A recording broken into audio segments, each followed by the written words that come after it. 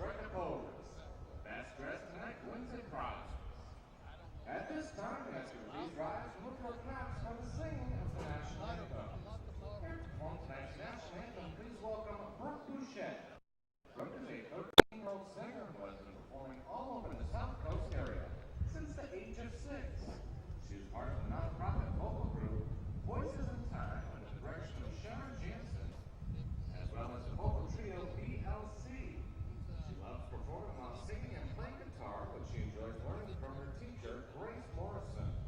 Brooke also enjoys volunteering her time performing at the Cancer Center, veterans events, nursing homes, schools, and many other charitable organizations. Ladies and gentlemen, please welcome Brooke Boucher.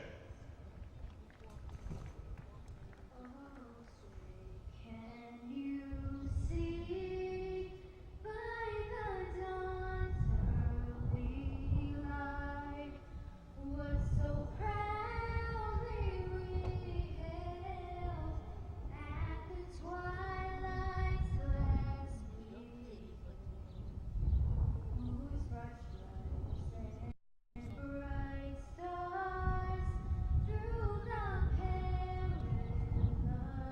fight o'er the ramparts we watched were so gallantly streamed, and the rockets regular, the bombs bursting in air, gave proof through the night that our flag was still there. Oh, say does that star-spangled banner yet wave o'er the lands of the free in the home of the brave?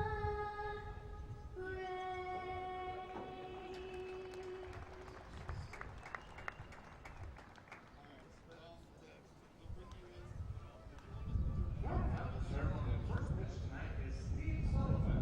Steve serves as the Vice President of Regional Mortgage Sales and Production Manager at Cape Cod 5. He has been with Cape Cod 5 for 2 years and has been in the mortgage banking industry for 31 years. He attended Cape Cod Community College where he played 2 years of baseball. He graduated Bridgewater State College. He and his wife Paula have been in Wareham residents for the past 40 years. And their 2 sons now grown and the Gatemen Youth Clinics. Catching the first pitch will be Luke Ross. 4-17-3 on the season. The worst team in the CCBL in either division by points, by record, by really any metric you look at it. Meanwhile, the Gatemen are tied for the second best winning percentage in the league, just 1 point behind the YD Red Sox, and tied for first place in the West Division with the Hyannis Harbor Hawks. Yesterday, an interesting matchup to say the least for the Gatemen. It was supposed to be the last time that the Gatemen would travel to McKeon Park in Hyannis to take on the Hyannis Harbor Hawks this regular season, but it might not actually end up being that way. The final 3 innings of the game played under protest after some interesting, to say the least, scenarios that went down in the game. Coach Don Snedden arguing with the home plate umpire, Tony Letizio, last night that the Gatemen should have been allowed to reinsert Paven Parks into the game after he had started off at DH, then pitched, then had been taken out as the pitcher. They argued he should have been able to hit. Tony Letizio said no, the game being played under protest. That protest currently under review here for the Gatemen. But turning toward tonight, the Gatemen come into this game at 14-10 on the season. This will be game number 25 on the year for Wareham, and Connor Lund, the right-hander out of USC, will get things started for the Gatemen. Lund this season has been, outside of Joey Matulovic, probably the most consistent and best pitcher on this Gatemen team. In 4 appearances and 2 starts, he's got a 3.06 ERA. He's given up 10 hits, just a couple of earned runs, 5 walks and 12 strikeouts in 14 2/3 inning this season for the big right-hander out of USC. Last time out, Monday night, a loss actually to the Bourne Braves, but really he can't be faulted for what he did. 4 innings, just 1 earned run, only allowed 2 hits, 2 walks, and 4 strikeouts. The Gatemen offense did not back him up in that game. Taking a look at the Brewster Whitecaps, we'll give you the starting lineups. Batting first and playing center field, Ray Alejo out of the University of Central Florida. Justin Ammons, the former Harwich Mariner, plays right field. He is out of Tennessee. Batting third and DHing tonight, Connor Grammis out of Xavier. The cleanup man, Brandon Matarano, the catcher from UNC. Chris Wright in the 5-hole tonight. He's the first baseman out of nearby Bryant University in Rhode Island. Brandon Wolf, the left fielder out of Stanford, bats 6th. Gage Workman, the shortstop from Arizona State University, is in the 7-hole. Batting 8th and playing third base out of Stanford, Christian Malfetta. And rounding out the order, a new Brewster Whitecap has just had a couple of appearances this season, Ike Freeman, the second baseman from UNC. The speedster Ray Alejo will lead things off here against Connor Lunn, just about ready for baseball from Spillane Field here on 90s night at the ballpark.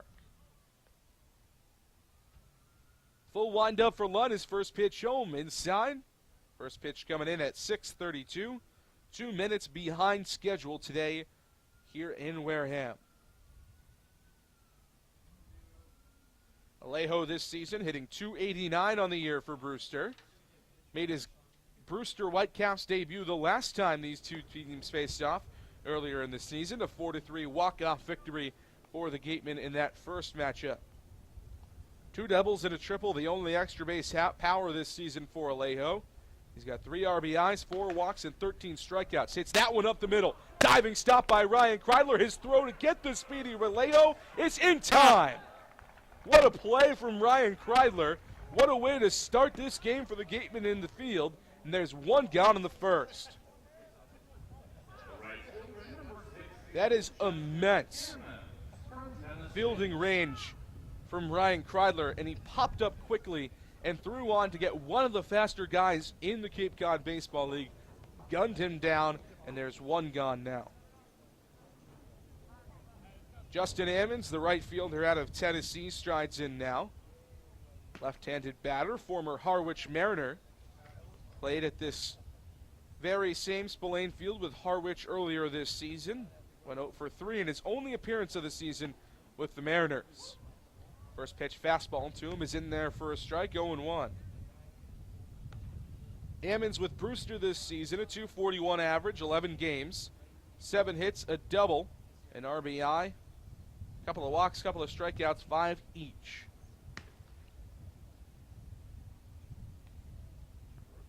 Left-handed batter, right-handed thrower for Ammons. Out of Memphis, Tennessee, and Bartlett High School. Plays his college ball at the University of Tennessee, Knoxville.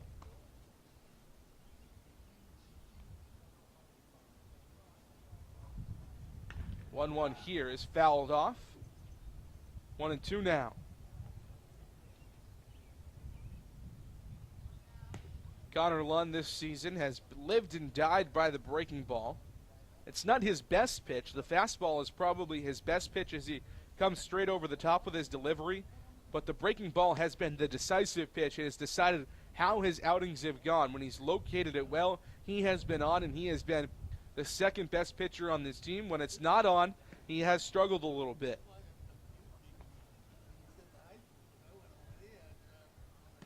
The most impressive outing we've seen this season from Lunn was his second outing of the season, at home against Hyannis in a 9-0 Gatemen win. 5 innings, just 2 hits allowed, and 8 Ks for him. So when that breaking ball is going, it can really be an out pitch for him. Ammons lifts one into shallow left field. Jacob Goldfarb in his first game here at Spillane Field, and to make the catch for out number 1. That's the second out of the inning. 2 up, 2 down. Alejo and Ammons retired by Connor Lunn. And now Connor Grammis, the DH out of Xavier, strides in.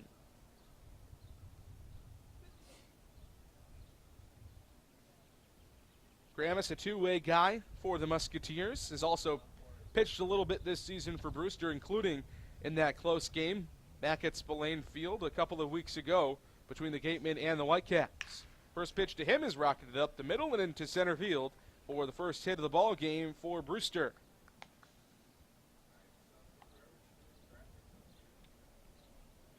So Connor Grammis delivers with 2 outs. That time the hanging breaking ball was the problem. Like I said, Connor Lund lives and dies by that breaking pitch. Brandon Maturano strides in now. Catcher out of the University of North Carolina at Chapel Hill, a Tar Heel. Hitting 176 this season, and this his 7th appearance for Brewster. A lot of these UNC guys, the guys who have played in the College World Series or who did play in the College World Series this season, are just now settling in here on the Cape. UNC, one of those 8 teams to make it to Omaha this year. Didn't fare so well, lost both of their games out in Nebraska, but has done a good job, did a great job to just get there. And Maturano was a big reason why. Catcher this season in his sophomore year, much improved from a freshman year where he really struggled. This year, Maturano hit .246 in 57 games with 52 starts after hitting just .068 last year as a freshman. And he's got a lot of pop, 11 doubles, 2 triples, and 9 homers. A .491 slugging percentage for the right-hander out of Marlboro, New Jersey, and Christian Brothers Academy. 2-0 popped up into shallow right field. Isaac Collins a couple of steps in and makes the play for the final out of the inning. So 2-out single from Connor Grammis does no damage here against the Gatemen. They're coming to the plate in a scoreless tie when we come back on WCTV.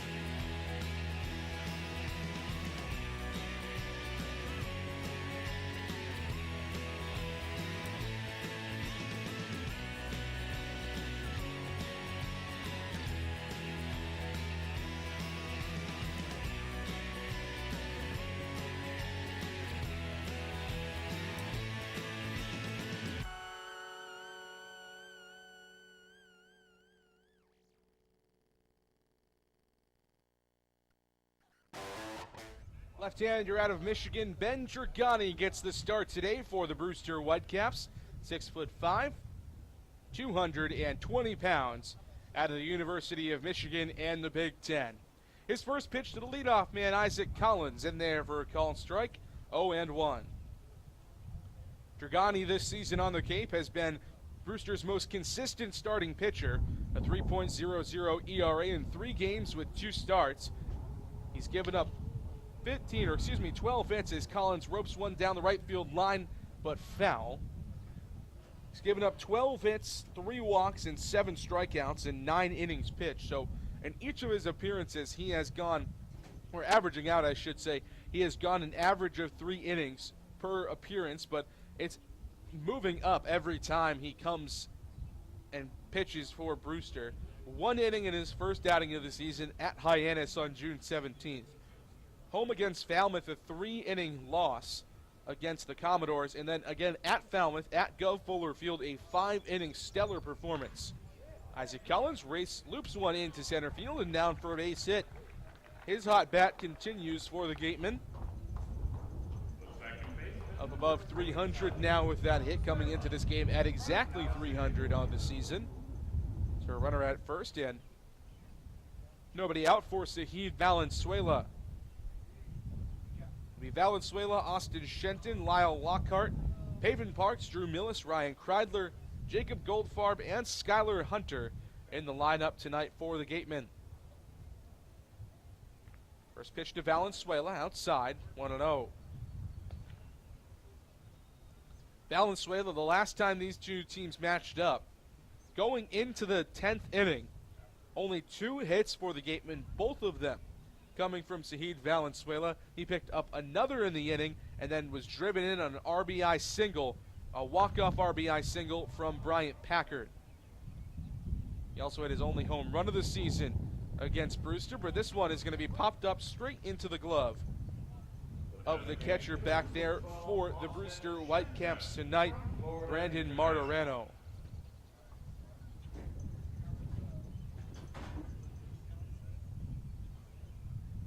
So 1 gone now for Austin Shenton, still the league leader in average coming into the day today.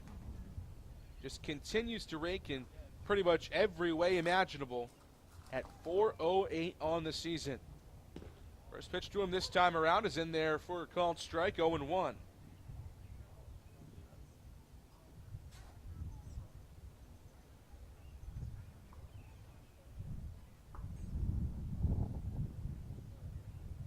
Left-hander Dragani making sure to keep a close eye there on Isaac Collins. So he throws back over again, but he's in there standing up.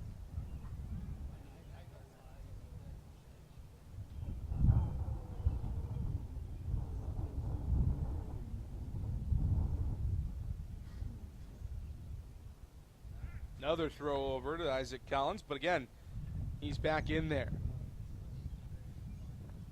Shenton yesterday just 1 for 3, although he did have another RBI in the, for now, loss to the Hyannis Harbor Hawks. Coming into this game, fouls went off there. Coming into this game, 18 RBIs on the season for the left-hander out of FIU, and it looks like he might have shattered the bat on that swing, or not shattered it, but at least broke it enough where he can't use that bat anymore, so he gets some new lumber. Oliver Dunn coming out of the dugout to hand him a new stick. Speaking of good performances yesterday, Oliver Dunn, his best performance by far as a Gateman, 2 for 2, 2 RBIs, and an RBI triple for him at Hyannis. Hit it to straightaway center field and just missed a home run. 0-2 the count here to Austin Shenton. Short lead for Isaac Collins, and Shenton swings and misses at a good changeup located up in the zone by Dragani. 2 gone now for Lyle Lockhart. First strikeout of the game for the for the left-hander Ben Dragani. 8th strikeout of the season for him. Now Lyle Lockhart, the switch hitter, batting right against the left-hander Dragani, stands in.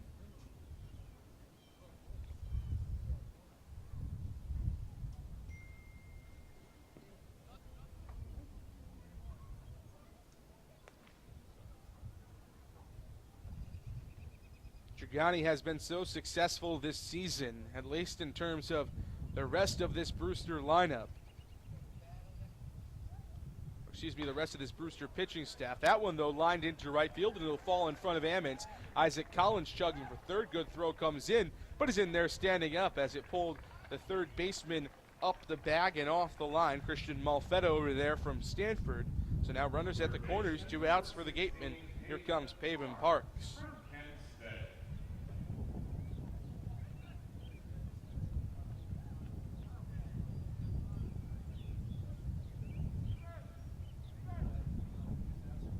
Parks right at the center of the debate yesterday, of the essentially what the protest yesterday. It was all Paven Parks. Came in to hit, or was it the DH, excuse me, was the DH, came in to pitch as he tries to check his swing there but can't. 0-1. Was the DH, came in and pitched, did well, got out of the inning, did what he needed to do. Then tried to hit 2 innings later after there had already been a new pitcher in the game for the Gatemen. The home plate umpire said no. Don Stedden said I should be allowed to reinsert him into the game. He was not, so the rest of the game played under protest. And now that we've looked at the rules, the NCAA rule book, it does seem like Don Stedden has a pretty good case that Paven Park should have been reinserted back into the game as the DH. The DH spot should not have been lost and now became the pitcher's spot, so we'll have to see what the league offices say, but Paven Parks was right at the middle of that controversy yesterday. Coming into this game, hitting .235 on the season in 10 games. 8 hits, 2 doubles, a home run. That also came against Hyannis last week. 7 RBIs, 6 walks, and 8 strikeouts. A .350 on base percentage for the Kent State Golden Flash. Chops that one foul. And it's now 1-2.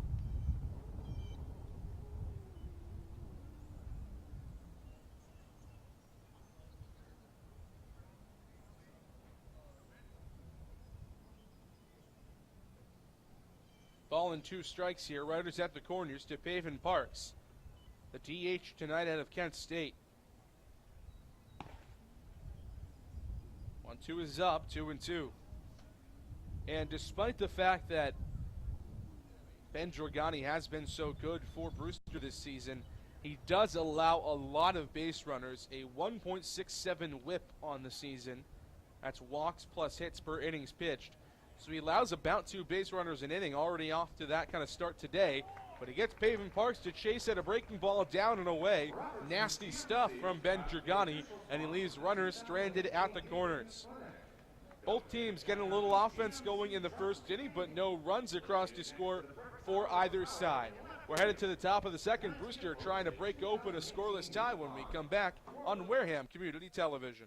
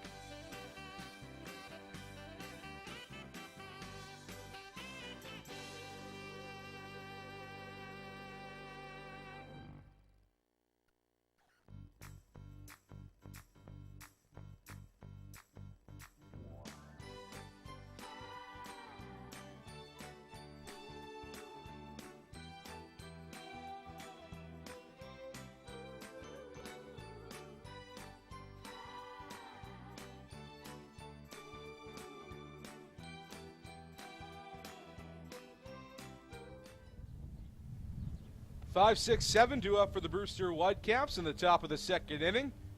Chris Wright, the first baseman, left-handed hitter from Bryant, will lead it off against the right-hander Connor Lund. First pitch of the inning in there for a called strike. Count is 0-1 to Wright. On the season, Wright hitting .232 in 20 games is pretty much the everyday first baseman for Brewster. Taps that one to the shortstop, Kreidler. Is thrown to first in time, one away. Ryan Kreidler's been busy early on, made a fantastic play in the first inning against Ray Alejo.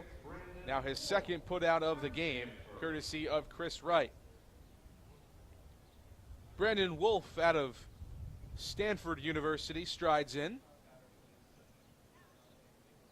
Left fielder today, hitting a .205 on the season. This will be his 14th appearance for Brewster. 8 hits, 2 doubles, 4 RBIs, 7 walks, but the strikeout numbers are high at 19 on the season.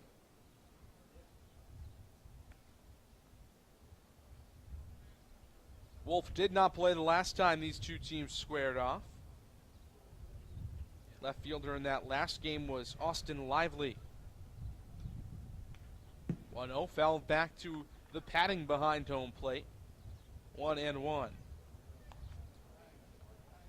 Wolf this season at Stanford, a fantastic season for the Cardinal. Hit .303 in 32 games. 30 hits, 5 doubles, a triple and 4 home runs. Slugging percentage at .495 on the year. The extra base hits might not seem like all that many, but you got to consider that he only played in 32 games, missed 26 due to injury, so it was an up and down year for him, but the numbers were consistent throughout for the outfielder out of Las Vegas, Nevada, and the famed Bishop Gorman Prep School. 2-1 to him here, misses down low, 3-1. Connor Lund struggling a little bit here, but has been great through the first inning and a third. Gave up just the 1 hit to Connor Gramis with 2 outs in the first inning, but did not let him even come close to moving up a bag. 3-1 up and in. It's a 5-pitch walk to Brandon Wolf. Now Gage Workman comes to the plate with a runner on and 1 out. Shortstop, number 25, Gage Workman. Workman out of Arizona State University, shortstop tonight. Big guy, 6'4", 175 pounds. Switch hitter will bat left against the right-hander Connor Lund. Little Pac-12 matchup. The USC Trojan on the mound, the Arizona State Sun Devil in the batter's box. First pitch to Workman, called strike on the outside corner. It's 0-1. Workman, the last time these teams faced off, did play but walked in his only plate appearance. 0-1, popped up foul. 0-2 now. You can keep that foul ball, courtesy of attorney Glenn Hamilton and his daughter Tevin. Rather, I should say, he came in as a defensive replacement in that game that went to 10 innings and seemed like it dragged on forever. Pretty nasty day outside. Brewster and Wareham, the only 2 teams to play on that day. 0-2 the count to Workman here. Runner at first. Pitch home is swung on and roped into right center field. Isaac Collins coming in, and he makes the catch! That is a middle infielder making a fantastic play in the field for out number 2. Wow, what a play from Isaac Collins. We've seen Skylar Hunter flash the leather out there for the Gatemen, but he's a center fielder by trade. Isaac Collins, a second baseman at Creighton, just made a stellar catch in right field.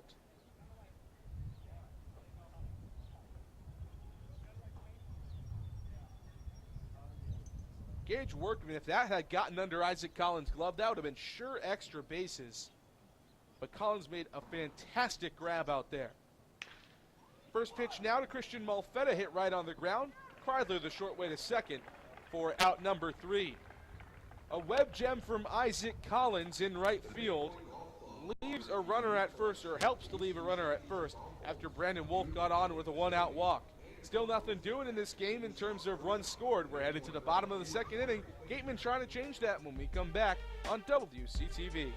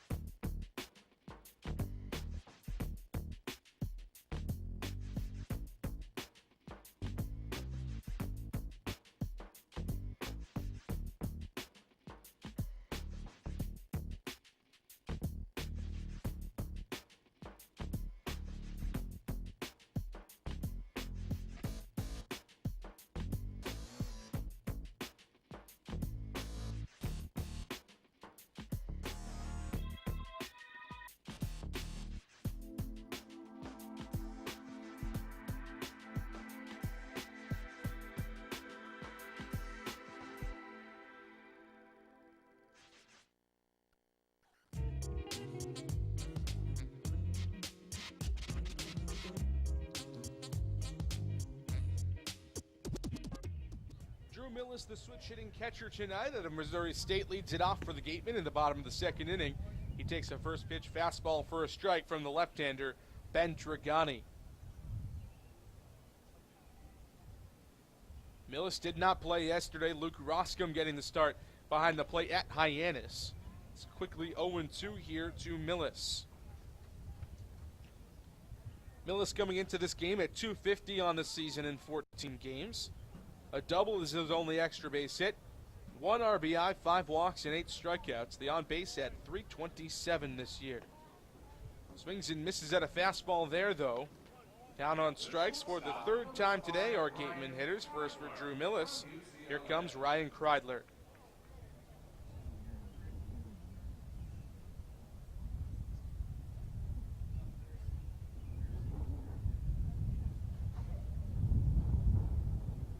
Kreidler has already made one defensive web gem today at shortstop, trying to get it started here at the plate for the Gatemen. First pitch to him misses upstairs and away, 1-0. Gatemen have one hit today, a two-out single from, two hits today, one from Isaac Collins to lead off the game, and then a two-out single from Lyle Lockhart back in the first inning. Another pitch up in the zone, 2-0. Kreidler hitting an even .250 on the season, 12 games, 10 hits, 2 doubles, 7 RBIs, 4 walks, 4 Ks. This one is pumped high and deep into left field. Wolf racing back. He's going to run out of room, and this one is gone. Ryan Kreidler, a solo homer, his first of this season, and the Gatemen have a 1-0 lead here in the second inning.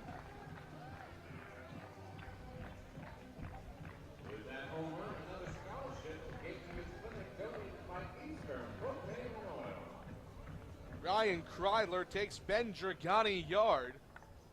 Dragani not a guy to give up a lot of extra base hits. Left a breaking ball up there, though, to Ryan Kreidler, and he pummeled it over the fence for his first home run on the Cape this season.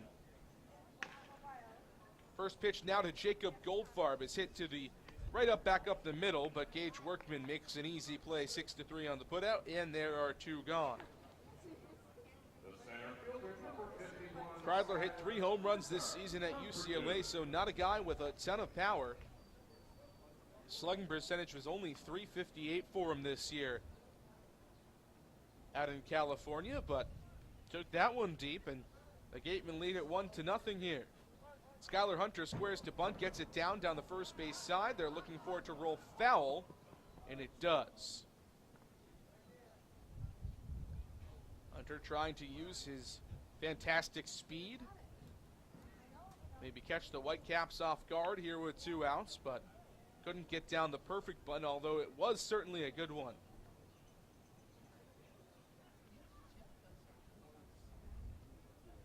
Hunter's glove has been the best part of his game this season. At the plate, it's been a bit of a struggle for him. Below the Mendoza line this year, 178 in 21 games, 13 hits, 2 doubles, 8 RBIs, 5 walks, and 21 strikeouts for the switch hitter out of Purdue.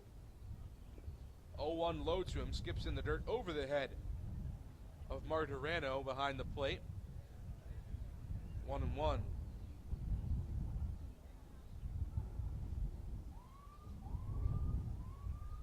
Ball and a strike here to Skylar Hunter, who hit .333 this season at Purdue. 13 doubles, 3 triples, and a home run for him. Hasn't showed off any of that extra base pop that he had with a .427 slugging percentage this year, but certainly has wheels and a glove. That is what we have seen from Skylar Hunter this year. He's still trying to translate the bat here on the Cape. 2-2 the count to him here. Pitch home, hit sharply to the left side, right side of the infield, I should say. The second baseman, Ike Freeman, gobbles it up and throws on to first for out number 3. But not before Ryan Kreidler takes Ben Dragani deep. A solo homer, the first of the season for the UCLA Bruin. It's 1-0 Gatemen as we head to the top of the third here on WCTV.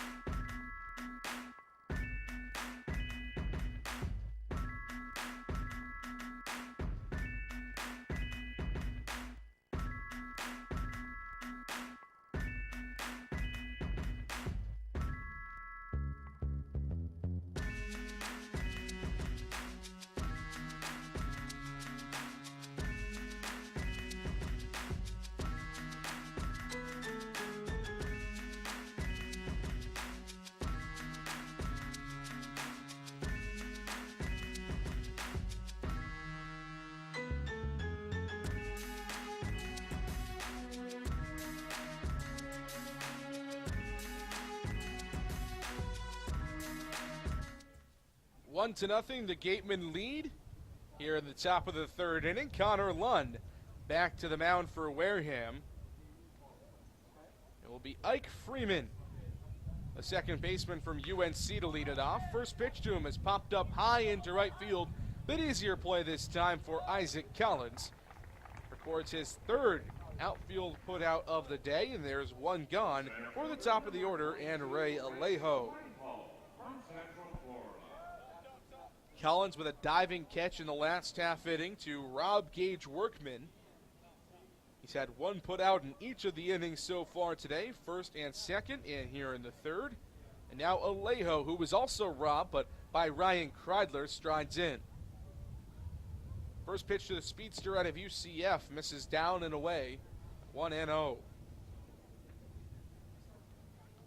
Ray Alejo this season, his first season as a UCF Golden Knight, transferring from Ole Miss after sitting out last year. 1-0 down below the knees, 2-0. Hit .299 for the Golden Knights, second team All-American Athletic Conference. 14 doubles, 3 triples, and a home run. 34 stolen bases for Alejo. There's a good breaking ball from Lund. Seen him snap off a couple of those today. It's 2-1. Fourth most stolen bases in the country for Alejo.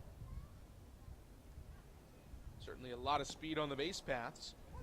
And that's what made Ryan Kreidler's play moving to his left into the hole, diving stop and a throw over That's what made it even more impressive, is that he was cutting down one of the fastest guys, if not the fastest guy on the Cape. This one hit to the right side of the infield to the other middle infielder, Sahid Valenzuela. Quick throw over to first, beats Alejo to the first base bag, and there's 2 gone. So 2 middle infield ground outs for Alejo through his first 2 ABs. Now there's 2 gone for Justin Ammons, the right fielder out of Tennessee.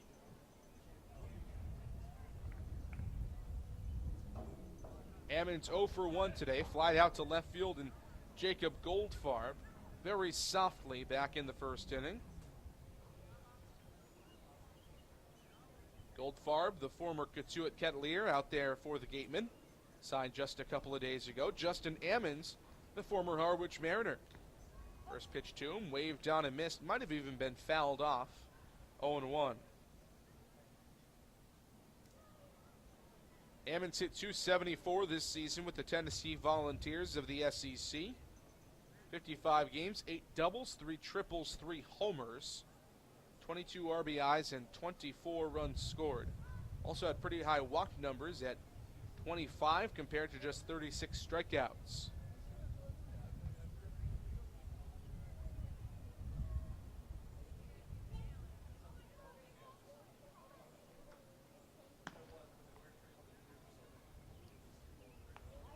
Connor Lunn has looked great through the first 2 innings.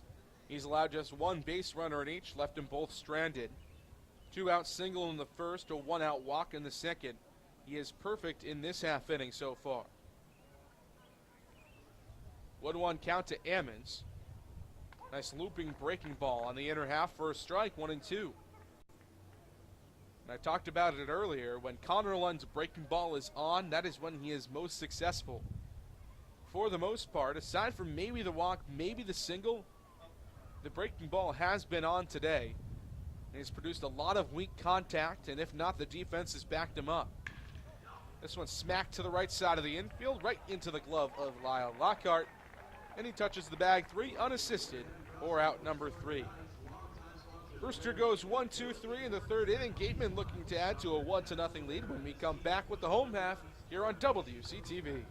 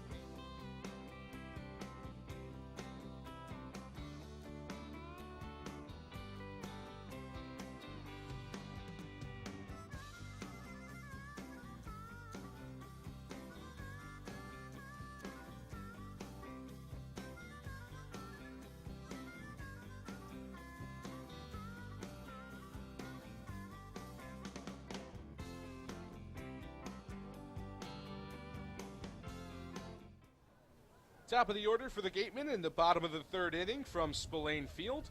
Already a 1-0 lead for Wareham after a second inning solo homer from Ryan Kreidler. And now Isaac Collins back to the plate. Already has a single and a web gem today. The switch hitter out of Creighton batting right.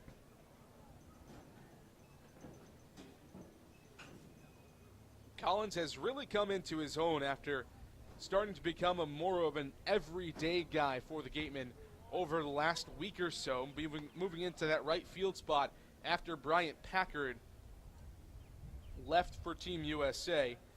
He's got the average all the way up to 300 coming into today, plus a hit today. He's now 13 for 20 on this, or excuse me, 13 for 41 on the season. It's really upped the ante. The glove has been serviceable, if not better, in right field. Played a little bit out there at the Northwoods League last summer. This one, though, hit right on the ground to the shortstop, Gage Workman. Good pick from Chris Wright over at first. And Collins is retired for out number 1.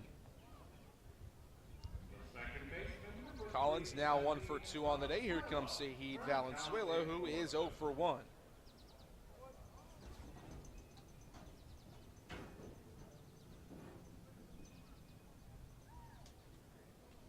Valenzuela had the game of a career, it seemed like, the last time these teams met back in late June. Hit a home run to lead off the game, or at least lead off the game for himself. Had 3 hits, the game-winning run in that game. It was all Sahid Valenzuela in the 4-3 walk-off victory for the Gatemen over the Whitecaps, and he'll look to try to get it going here. 0 for 1 so far today. Popped one up to Brandon Martirano, I should say, behind home plate in the last at-bat back in the first. 1-1 to him here is hit back up the middle. The second baseman, though, gloves it moving forward. Ike Freeman's throw on first in time, 2 gone.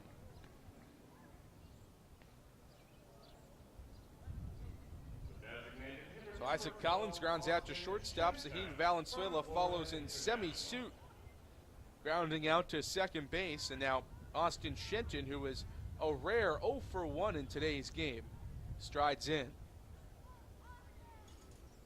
Shenton struck out swinging back in the first inning against Ben Dragani, and now Dragani's going to ask for a new ball from our home plate umpire, Dan Boomhauer.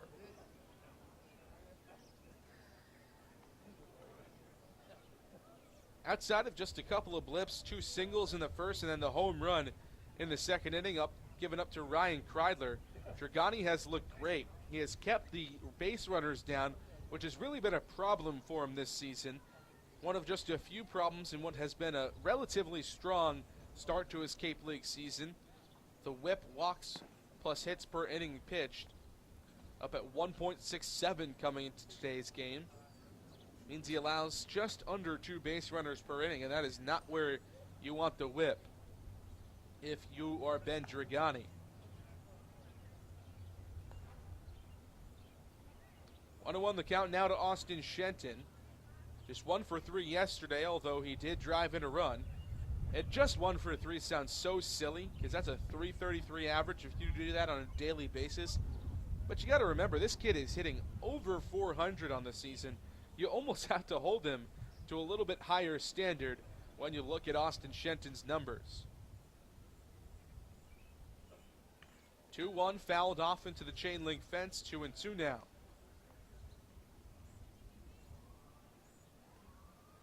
Going back to Dragani, if you want a little perspective in terms of just how high that whip is, we'll take a look at Joey Matulovic's whip, probably the best pitcher on the Cape this season, signing with the Milwaukee Brewers a couple of days ago as Austin Shenton stays alive. The whip for Joey Matulovic was under 1, a .960 whip for him. Mason Fioli's was even more impressive, .710, so that's kind of the range you'd like to keep it in if you're Ben Dragani, as he tries to work that number down ever so slightly. 2-2 ripped over the glove of the diving Ike Freeman into right field for a 2-out single. Austin Shenton delivering with 2 outs, gets his hit back after an 0 for 1 start to the day, and now there's a runner on at first and 2 outs for Lyle Lockhart Jr.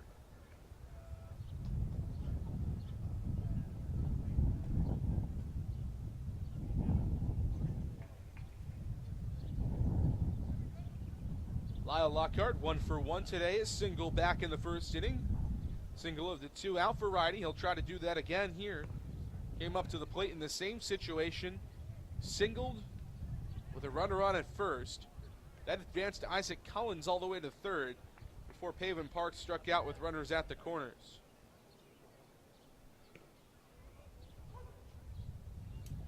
Quickly 0-2 here to Lyle Lockhart.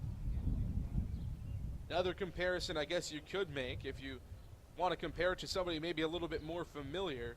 This season, Chris Sale's whip is at .893. So almost a whole runner per inning higher for Ben Dragani.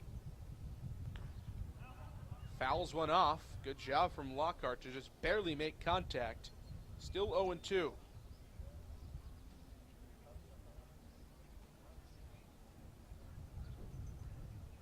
0-2, 2 outs in the top of the third, bottom of the third. Gatemen trying to add to a 1-0 lead, which came courtesy of a Ryan Kreidler solo homer back in the second.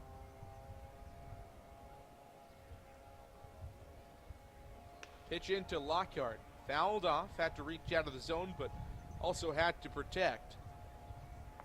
Still 0-2.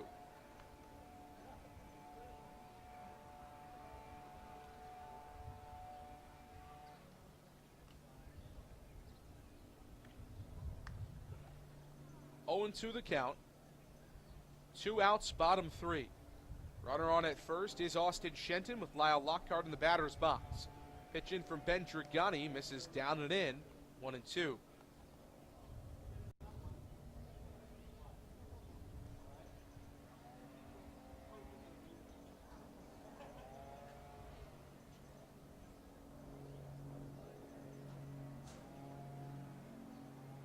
Dragani looks at first, keeping an eye on Shenton. Pitch home to Lyle Lockhart, misses up high. So now an even count, 2-2 after Lockhart was down to his final strike a couple of times in this at bat. Still is here, but has found a way to get things up to a much more favorable count, where now Ben Dragani still has the upper hand, but has to pitch a little bit more to Lyle Lockhart's liking. 2-2 high. Full count, 3 balls and 2 strikes.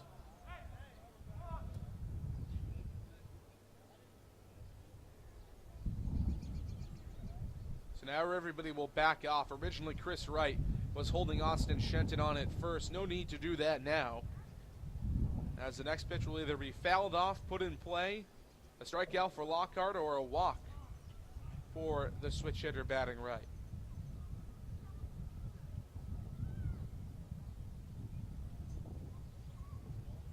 Full count, 2 outs.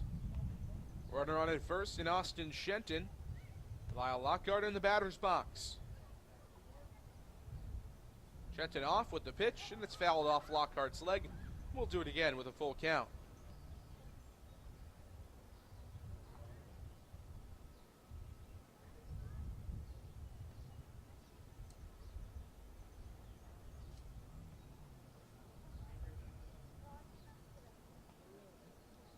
Season as a right-handed hitter. Lyle Lockhart just 1 hit in 10 attempts, a 100 average. But he does have 3 walks against lefties.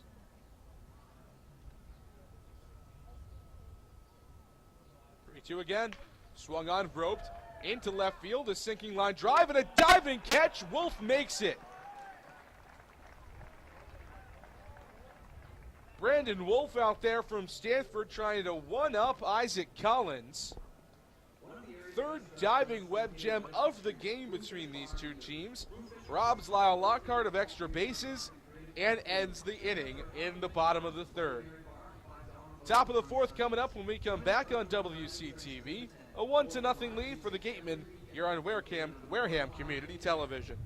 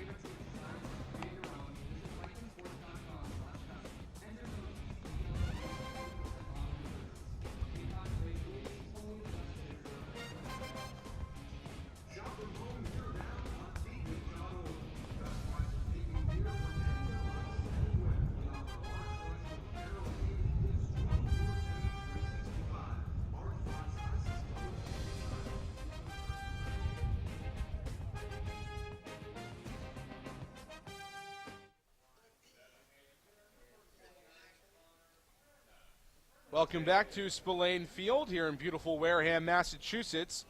Top of the fourth inning, Brewster Whitecaps coming to bat, trailing 1-0 against the Wareham Gatemen. Connor Lund back to the mound. His first pitch to Connor Gramis in there for a called strike on a good breaking ball. It's 0-1.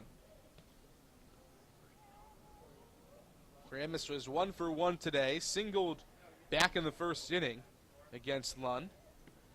The only hit that the right-hander out of USC has allowed today. Last outing for Lund, just 1 hit across against him. Or excuse me, 2 hits across against Lund the last time out versus Bourne. Putting together a similarly stellar performance here. And now he's got Connor Gramis 1-2.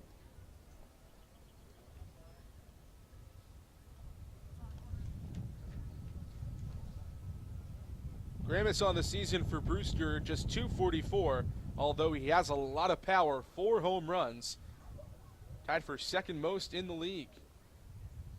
Pitch low, 2 balls and 2 strikes.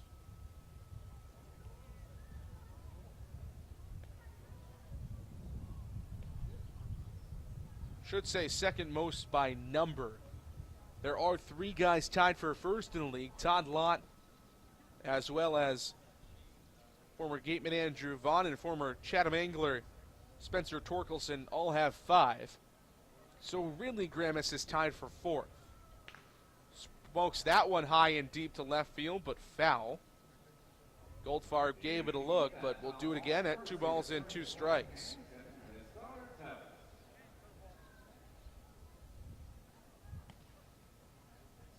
This season at Xavier for Gramis was a good one. .330 in 51 games. Slugging percentage at .517 thanks to 7 doubles, a triple, and 10 home runs. Fouls that one off, and we'll still do it again at 2-2. Good fight here from Connor Gramis to lead off the 4th against Lund.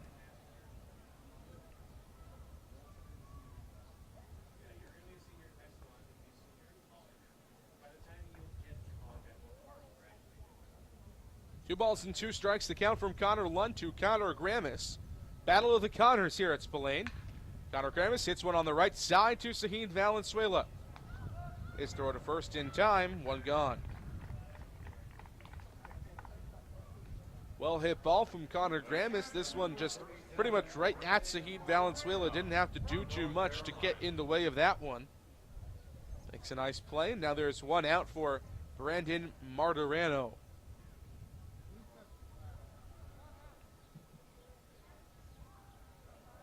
Martirano, the catcher out of UNC, he is 0 for 1 today.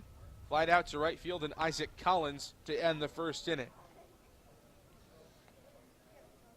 6'2", 195 out of Marlboro, New Jersey. Came into this game hitting under the Mendoza line at 167 through 7 games. Skies that one high and out of play. Down the first base side. It's quickly 0-2 to him.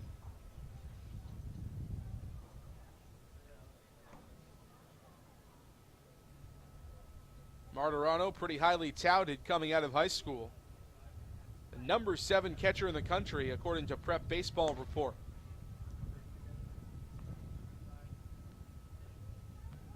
Then Perfect Game, another favorite of recruiting websites for baseball. The number 1 position player and the number 6 overall prospect in New Jersey, according to the Perfect Game publication. It's now 2-2 to him, as Connor Lund did have him down 0-2 and has since left 2 curveballs up, or 2 breaking balls, I should say, up to him. So 2 balls and 2 strikes with 1 out against Martirano here. Lund trying to keep this fantastic outing going. Misses up and in again on a breaking ball, and this count is full. So Martirano has worked it all the way from 0-2 to 3-2 now. Trying to become just the 3rd base runner of the game for the Brewster Whitecaps. Whitecaps coming into this game at 4-17-3 on the season. Popped up foul on a good fastball, so Lund goes back to the bread and butter, but can't connect at least with solid contact, and it's still 3-2.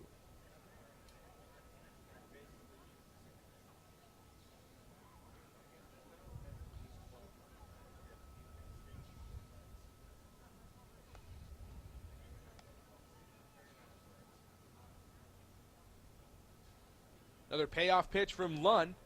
Popped up high into foul territory down the first base sideline. Lockhart runs out of room, though, as it gets over the chain link fence. We'll do it again, still 3-2. Another good fight from Martirano here after Connor Gramis gave Lund a good fight in the last at-bat. Lund up to 47 pitches. Very efficient through the first 4 innings, or through the first 3 1/3, I should say, working into his 4th here.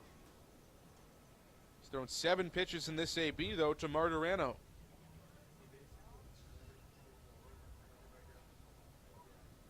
Another payoff pitch. This one waved on and missed. Got him with the fastball. Strikeout number 1 today for Connor Lund. 2 up, 2 down for the Whitecaps. Here comes Chris Wright.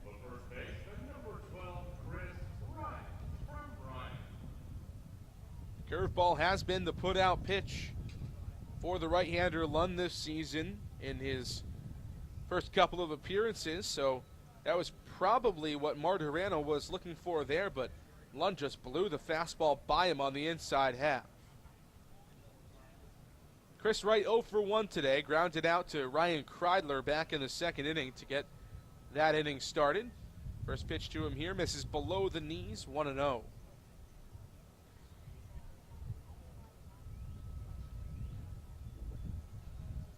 Right in the first meeting between these two teams, 1 for 3 with a walk. Now Connor Lund looks like he is trying to stretch something out. Looks like his foot maybe? Training staff is out here to look at it. He's bending down and looking at it. Now he looks like he's in some pain. Not sure exactly what happened here.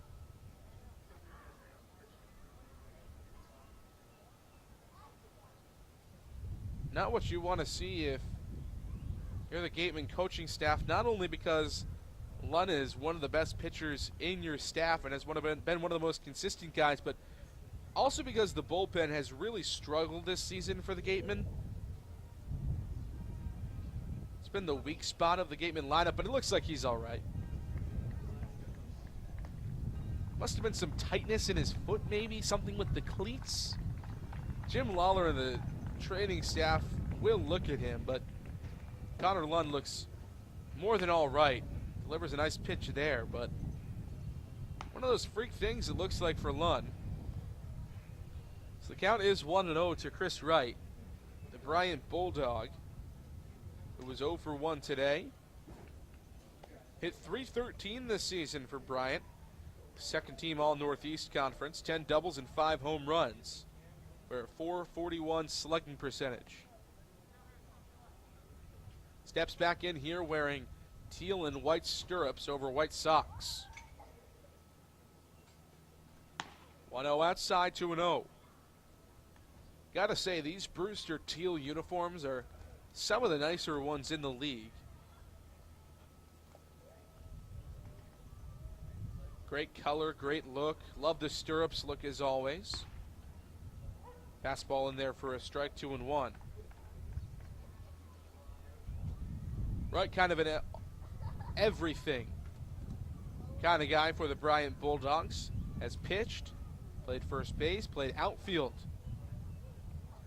for the Rhode Island school. Lasers that one high, but not very deep into left field. Jacob Goldfarb a couple of steps back for the 3rd out. 1-2-3 inning once again for Connor Lund, albeit with a little bit more theatrics this time around. We're headed to the bottom of the 4th inning. Gatemen will try to add to a 1-0 lead when we come back on WCTV.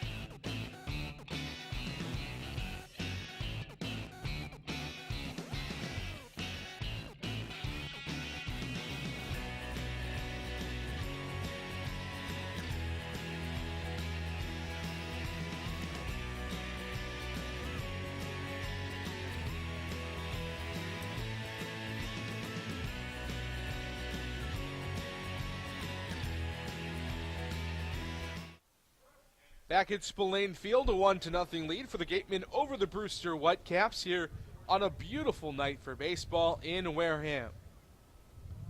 Paven Park's Drew Millis, Ryan Kreidler due up against the left-hander Ben Dragani. First pitch in here to Paven Parks, misses up and in on a breaking ball, 1-0. Paven Parks, a strikeout victim in his first at-bat in the first inning. Left runner stranded at the corners in that inning against Dragani. Coming into this game today, Paven Parks hitting just about in the mid-200s at .235 on the season. Hasn't been able to get any consistency going with the left-handed bat, but has shown some flashes of brilliance. A couple of nights ago in Bourne, 3 RBIs and 2 doubles for him. He's got a home run on the season, so when he gets a hold of the ball, he hits it hard. He hits it to the opposite field as well. He can take it down the right field line, but those opportunities have kind of come few and far between for Parks. It's been a very, we'll have one good game, then 2 games where he can't do much. One good game, 2 games where he can't do much.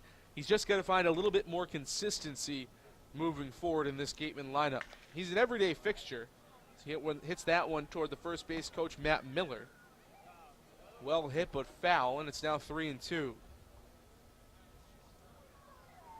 Hit .285 this season at Kent State, was an all-MAC second-team performer. 11 doubles, 5 triples, 7 home runs. Good extra base pop. And now it looks like maybe he shattered a bat or broke a bat as well. He'll get a new piece of lumber. So Austin Shenton and Paven Parks have now both broken bats in this game. Parks in his first season at Kent State after playing his first 2 seasons of college eligibility at Seminole State Junior College.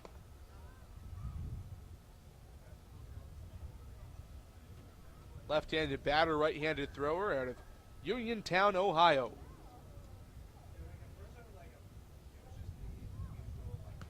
Full count, 3-2 to the leadoff batter in this inning, Parks. Ropes that one down the right field line, and it will get in front of Justin Ammons for a leadoff single. Paven Parks responds after striking out in his first at-bat, a single here in his second in the 4th. And now there's 1 on and nobody out for Drew Millis. The catcher, number 13, Drew Millis. Millis, another guy that is pretty similar to Parks in that you'll have one pretty good game, then a couple of off games, and it's also a product of he's not the most consistent guy in the lineup. One of 3 catchers on this roster, although he has also DH'd and played right field this season. Looking to square on a sacrifice bunt. Pulls it back on a pitch that misses out. 1-0.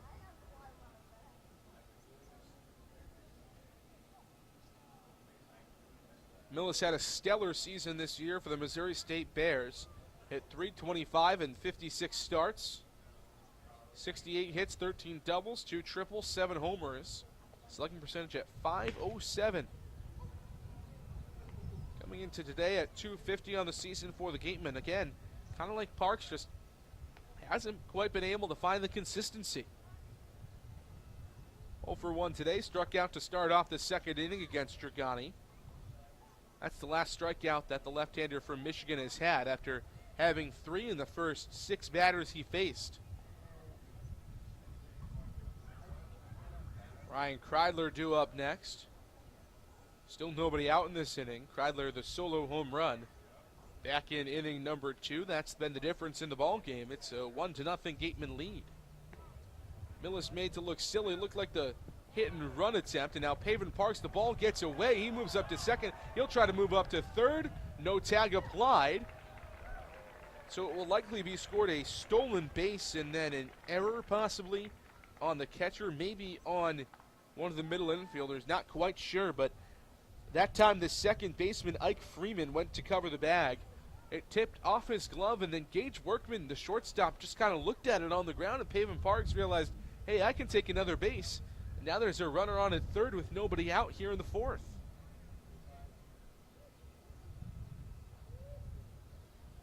Infield now in. 2-strike pitch to Millis. Waved on and missed. Strikeout number 2 for Millis, number 4 on the day for Dragani. There's now 1 out for Ryan Kreidler. So Wilby scored a stolen base and then an E2 on the move to third. So if Pavin Parks is able to score, it will likely go as an unearned run against Ben Dragani. Although the way the rest of the inning shakes out will dictate how that scoring goes. First pitch into Kreidler, called strike, 0-1. Kreidler, as we mentioned, a solo home run back in the second inning. He has provided the 1-0 difference in this ball game. This one hit right on the ground toward the shortstop Workman. Gloved on a backhand, and Pavin Parks is meat at home plate.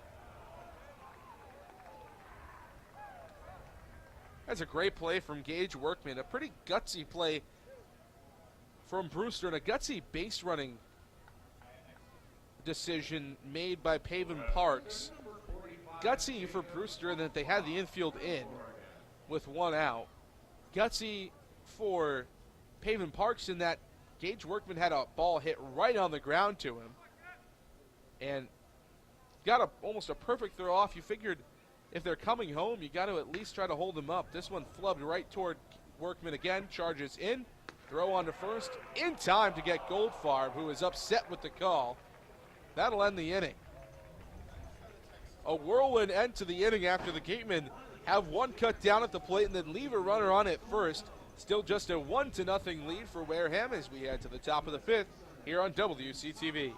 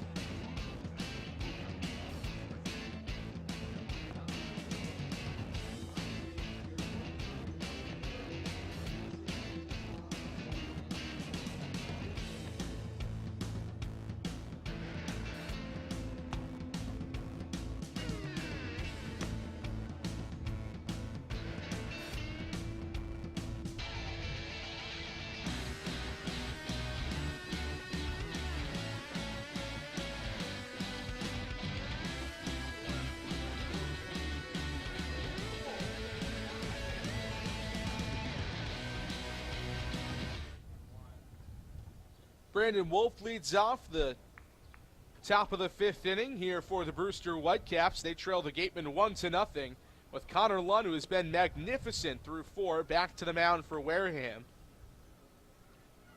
Lund has allowed just 2 base runners and nobody on base since the second inning. 1 hit and 1 walk so far through 4. 1-0 to Wolf is in there for a strike, quickly 1-1. Wolf has been on base, so walk in his first plate appearance in the second inning. A 1-out walk back in that frame. That one, though, skied into shallow left field. Jacob Goldfarb looking to camp underneath it. Does. 1 gone.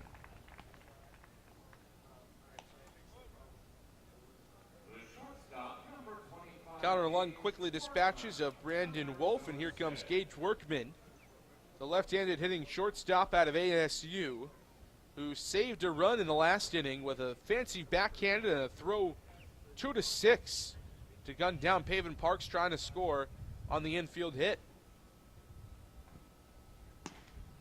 First pitch called strike to Workman.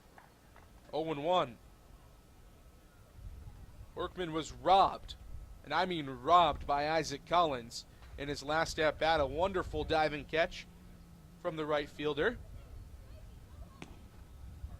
Not a guy that spends a lot of time out there in right field at Creighton. was the everyday starting second baseman for the Blue Jays this season, but Gatemen wanted his bat in the lineup, and he has responded, has upped the ante both in the field and at the plate this year. 2-1 now to Workman.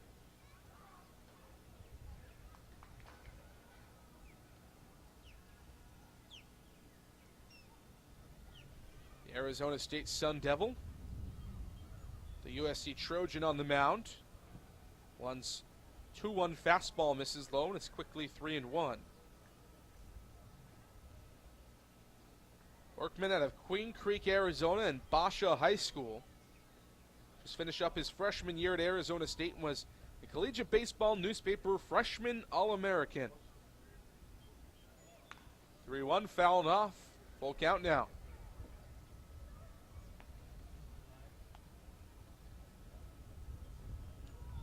Almost surprising that Workman is in this spot, considering he was a 14th round pick of the Brewers in 2017. That's pretty high up there in the draft, the upper half of the draft last season, but Workman decided to head off to Tempe and do some time at Arizona State.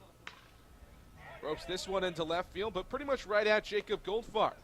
Couple of steps in and back-to-back outfield putouts for Goldfarb to start the fifth. There's two gone.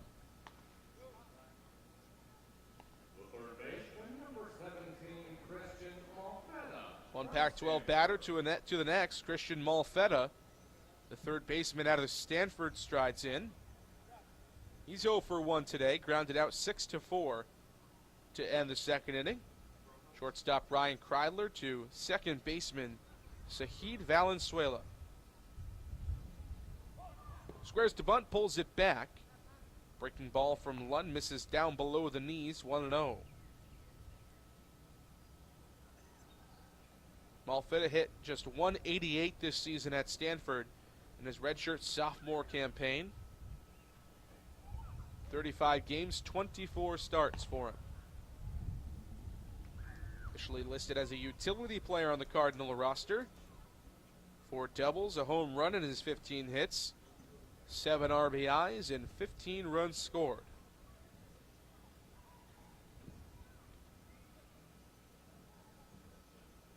The count to him here. Now Drew Millis going to come out and just top things over with Connor Lund. As we mentioned, Lund has been nearly untouchable since the second inning. He has retired 8 in a row, trying to make it one turn through the lineup here against Malfetta.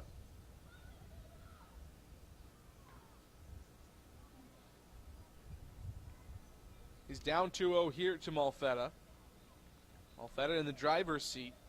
We'll see what Drew Millis said, if that has any effect on Lund. 2-0. Down and away. 3 balls and no strikes.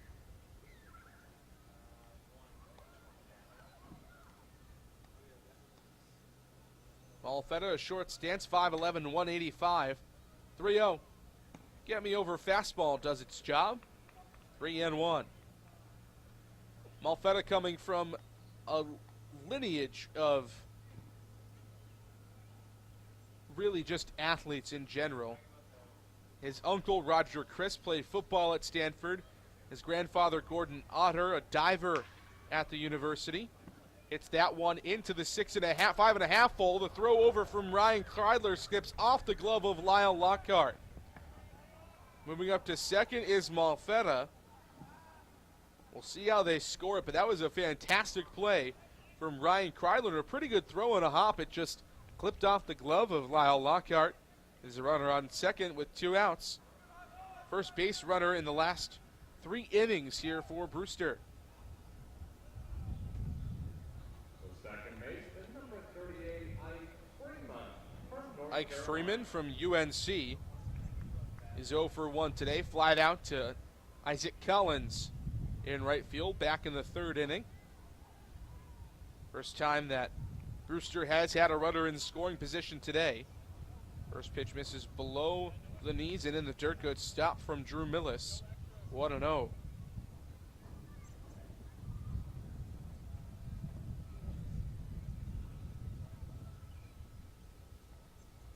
Freeman had a great year at UNC, but has struggled in his first couple of games this season with Brewster. As we mentioned, 0 for 1 tonight.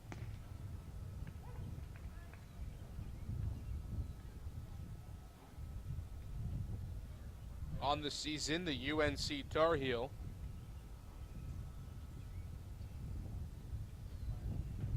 It's just 1 for 19 through his first 6 games. An 0.53 average on the Cape. Fastball up and away. 2-1 now the count. Rockwell, North Carolina native. As we mentioned, hit .305 at UNC this season for the Tar Heels. All ACC third team selection with 5 doubles, a triple, and 3 home runs. Another one hit into the 5.5 hole. Ryan Kryler throw on to first this time. A nice little nifty underhand sidearm throw from Ryan Kryler retires Ike Freeman. First base runner in 3 innings for the Brewster Whitecaps, but they strand Christian Malfetta at second. As we head to the bottom of the 5th, the Gatemen try to add to a 1-0 lead when we come back on WCTV.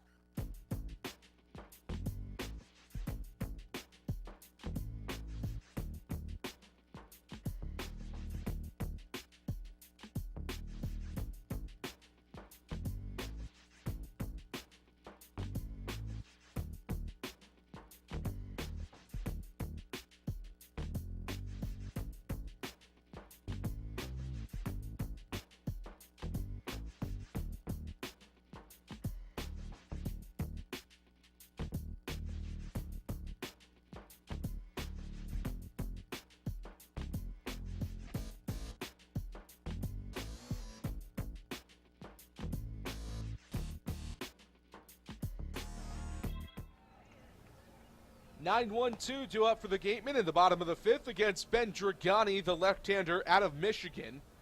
First pitch to Skylar Hunter as a fastball fought off and hit the opposite way to right field for a single.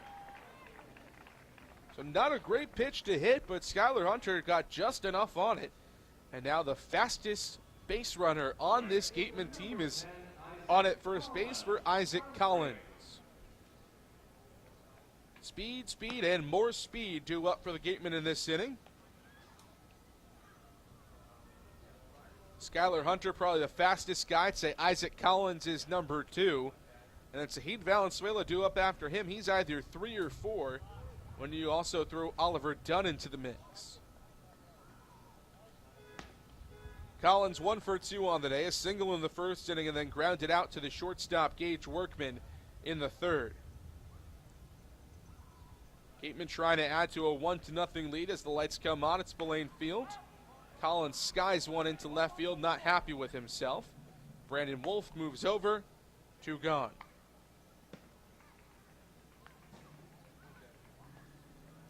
I should say 1 gone here for the Gatemen, my apologies. Sahid Valenzuela now, another switch hitter, batting right. Second baseman tonight for the Gatemen. And in one of the more interesting factoids of this Gatemen lineup, the Gatemen have more switch hitters in this game today than they have right and left-handed batters combined. 5 switch batters in this game for the Gatemen. Collins and Valenzuela, 2 of them. Skylar Hunter, the runner on at first, another one. Then Lyle Lockhart and Drew Millis, both switch hitters as well. Everybody that is a switch hitter has batted right today, as Ben Dragani, the left-hander, has been the only pitcher of the evening for Brewster. Another throw over. Back in standing up is Skylar Hunter. We've talked a bit about how Brewster is 4-17-3 on the season, the worst record in the Cape League. And they've blown 2 opportunities over the past 2 nights that really could have made it better. Hit and run is on. Sahid Valenzuela skies one into center field, right into the glove of Ray Alejo. Skylar Hunter will have to race back. A diving attempt at the bag, and he's out. Chris Wright had to dive back onto the bag. The hit and run was on. Skylar Hunter is planted at first base, and Don Snedden is fired up. We have not seen Don Snedden get this heated yet, but he is in the face of Steve Durant, the first base umpire, still chirping at him as he walks away. We have never seen Don Snedden get that animated. Double play ends the threat in the 5th inning for the Gatemen. They still lead it just 1-0. Brewster coming to bat in the 6th. Connor Lund back to the mound when we come back on WCTV.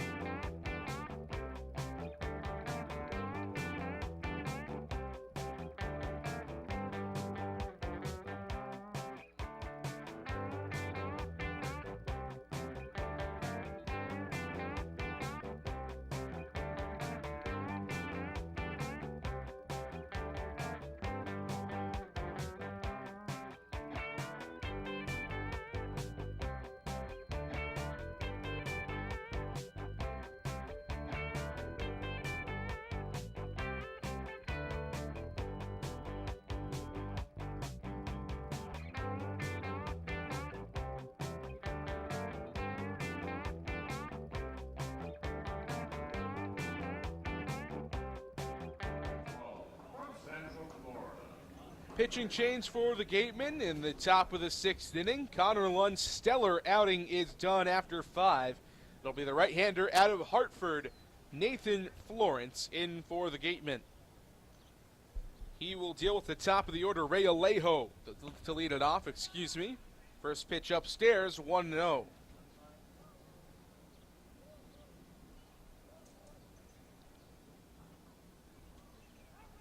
Alejo 0 for 2 on the day, a pair of groundouts to each middle infielder on the day for the UCF night.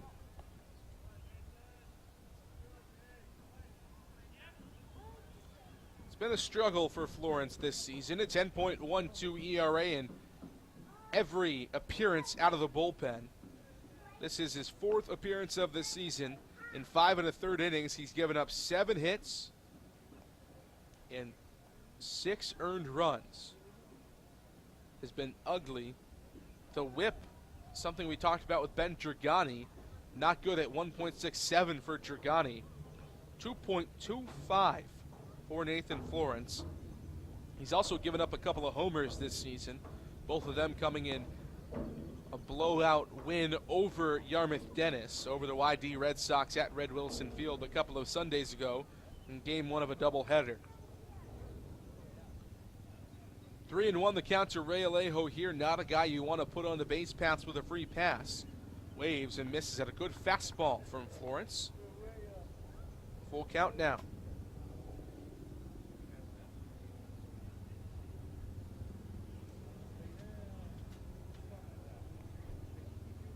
Three and two, nobody out. The pitch outside to Alejo. 6-pitch walk. for Nathan Florence. Not the way he wanted to start his outing. He's only walked 5 on the season. That's actually pretty high considering he's gone just 5 1/3 innings. Close up the line on Connor Lund now. How about 5 innings, 2 hits, no runs, and a strikeout? At one point set 8 in a row now. Absolutely magnificent outing for the right-hander out of USC. Runner on at first, nobody out for Brewster. Justin Emmons, who's 0 for 2.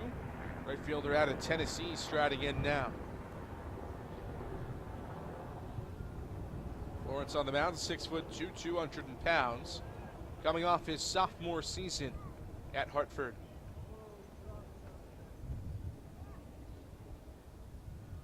Alejo off, bunt is popped up. Drew Millis with a nice play behind home plate. And a wasted opportunity for Justin Ammons as he tried to lay down a sacrifice.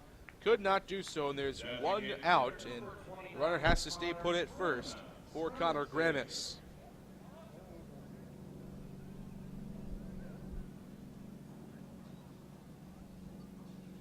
Gramis 1 for 2 on the day, a single against Connor Lund in the first.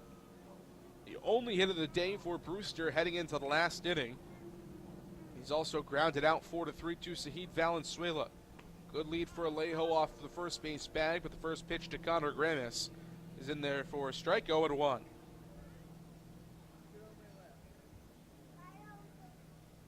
Alejo being held on by Lyle Lockhart, certainly a guy to keep your eye on. 34 for 39 this season at UCF in stolen base attempts.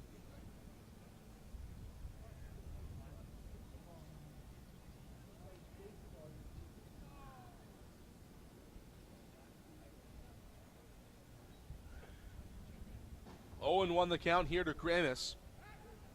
Ground ball could be 2. Alejo's going to be tough to pick off at second, but that's usually the easy part, quote unquote, of the double play. Gramis not terribly speedy out of the batter's box. So a ground ball here for Nathan Florence could end the inning. 0-1, Alejo off. Popped up, foul territory once more. Lyle Lockhart over to make it just before the out-of-bounds territory where one of our cameras is. So now back-to-back hit-and-run opportunities for Brewster. Both foiled on pop-outs, one on a bunt, one on a pop-up. And now there's 2 gone and a runner on for Brandon Martirano.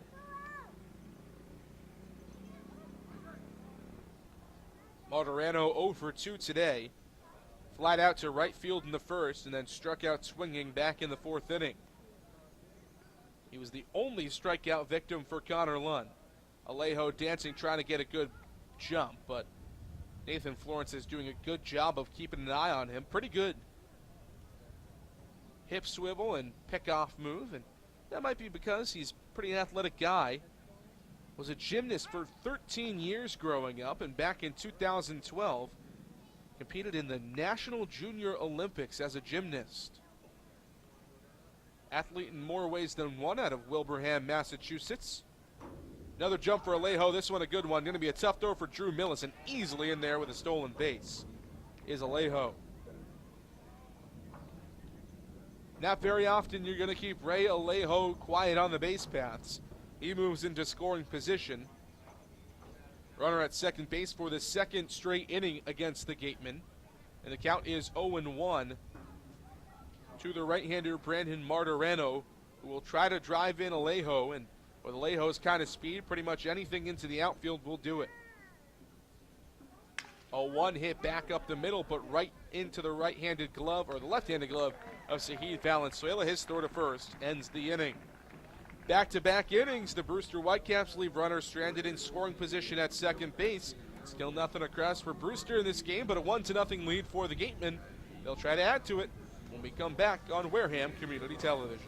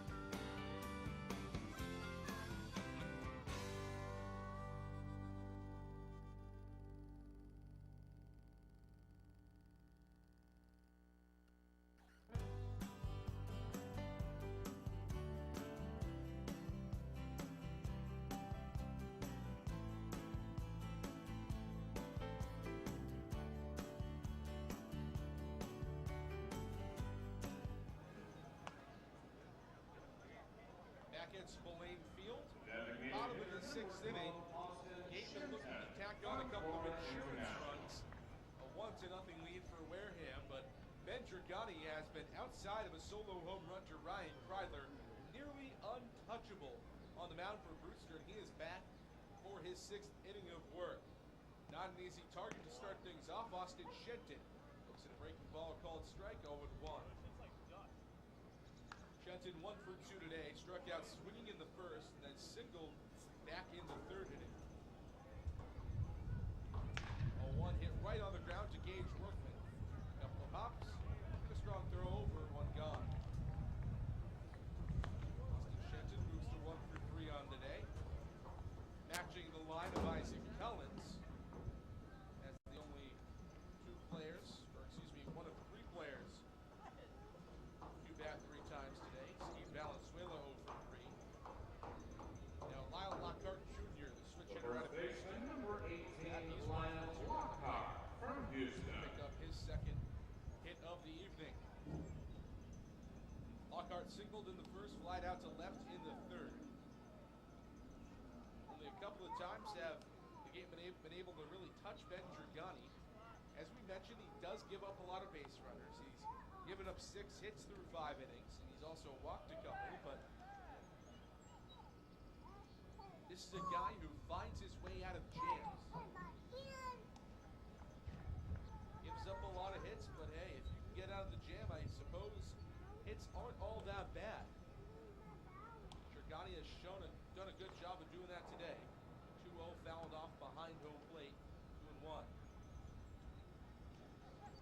Only run of this ball game came in to score in the second inning for Wareham. Ryan Kreidler, a solo home run into left field bleachers.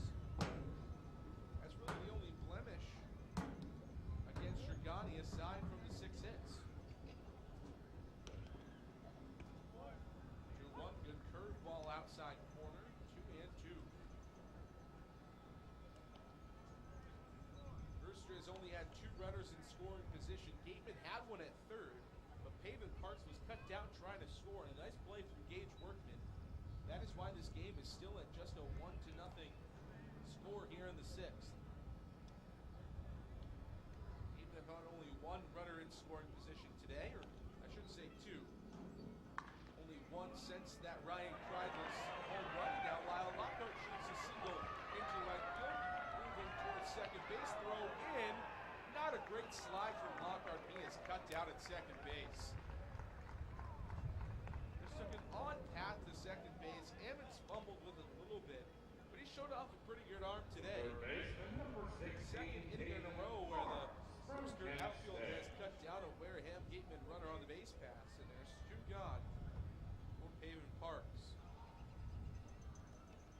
So that will be scored a single, and then a 9-6 putout.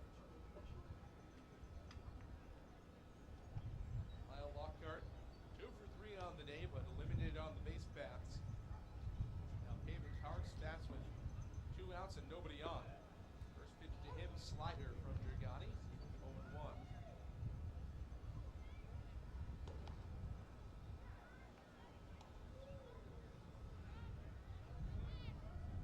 Parks singled and it was cut down to the plate as we mentioned back in the 4th inning.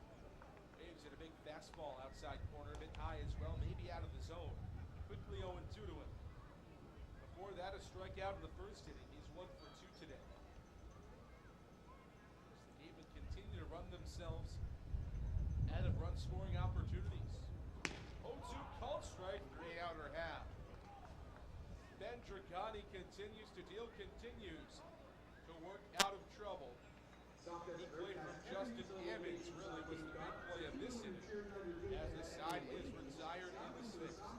5 strikeouts for Dragani. The Gatemen still have a 1-0 lead though. Brewster coming to the plate, trying to crack the scoreboard for the first run of the day when we come back here on WCTV.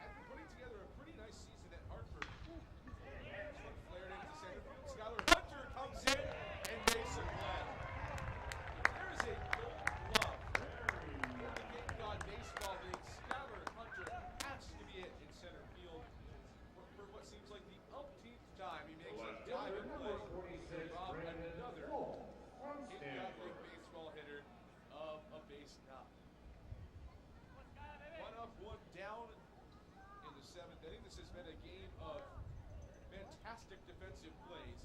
Diving stop from Ryan Kreidler to throw out a speedy Ray Alejo as the first pitch to Brandon Wolf comes in. One strike on the inside corner, 0-1. Brandon Wolf himself in left field made a nice stop on a dive. Isaac Collins also with a web gem out and right. Gage Workman with a nice play to cut down Pavin Parks. Just a couple of innings ago on a smooth backhand hit. Defense has come in bunches today. Hits, though, at a premium for both teams. Pitch home from Florence, up and in. 1 ball and 2 strikes now on a waste pitch. Brandon Wolf is 0 for 1 today. Walked in the second and then flied out to left field, and Jacob Goldfarb back in the 5th against Connor Lund. First time he's seeing Nathan Florence today. 1-2 for the big right-hander Florence. Sprayed foul and toward the Brewster dugout.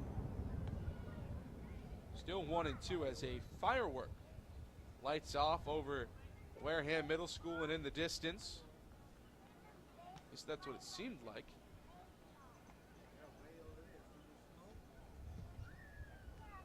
Ball and 2 strikes to Wolf here. The pitch sprayed into right field, and it's going to get down. Foul. Isaac Collins had to race over just to protect, but it's still 1-2 as Wolf tried to go the other way.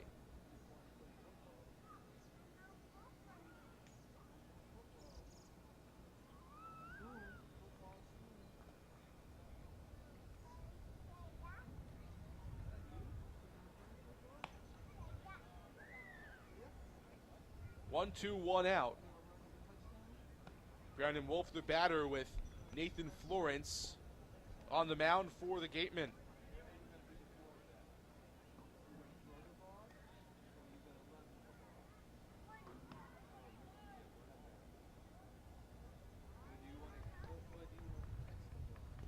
One, 2 home. Check swing. Did he go? He did go. Now a throw down from Drew Millis. So if Brandon Wolf had been a little bit more cognizant of the fact that he might have gone around, he could have made it down. Ball rolled all the way to the backstop, but that's strikeout number 1 on the day for the right-hander Nathan Florence. A 2-3 put out to go along with it. There's 2 gone for Gage Workman.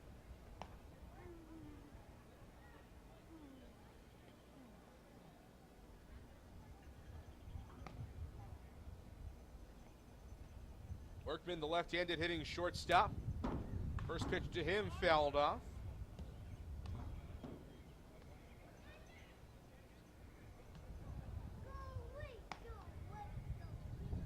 Arizona State Sun Devil, 0 for 2 today. Pair of flyouts, 1 to right field, robbed by Isaac Collins, and 1 to left field. Just a normal old pop out to Jacob Goldfarb. 0-1 from Florence, below the knees, 1-1.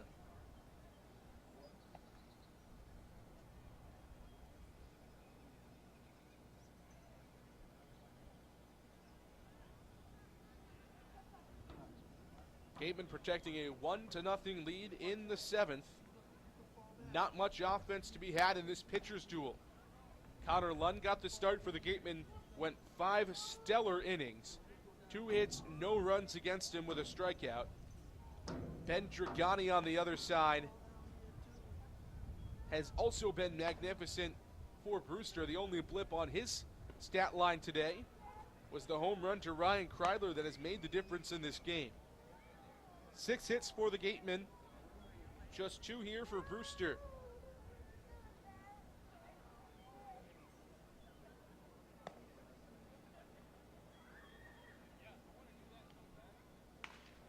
Two snagged on a glove by Nathan Florence. There's the gymnast athleticism rising into the air. His flip to first in time. 3 up, 3 down for Brewster in the 7th inning. Nathan Florence continues to roll, still a 1-0 lead for the Gatemen here on WCTV.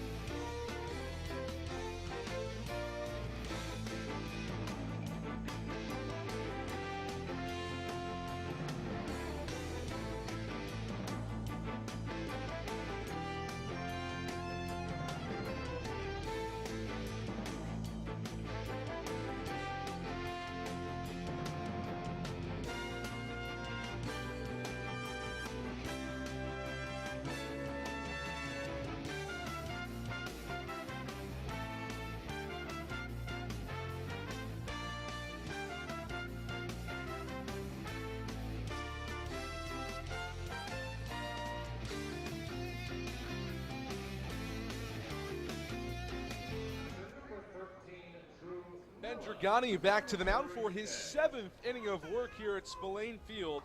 The left-hander out of Michigan has given up just 1 run, although he is right now on the hook for the loss. His first pitch to Drew Millis in this inning is up and away for a ball, 1-0. A 1-0 lead for the Gatemen. An absolute pitcher's duel between Ben Dragani and the combination of Connor Lund and Nathan Florence for the Gatemen.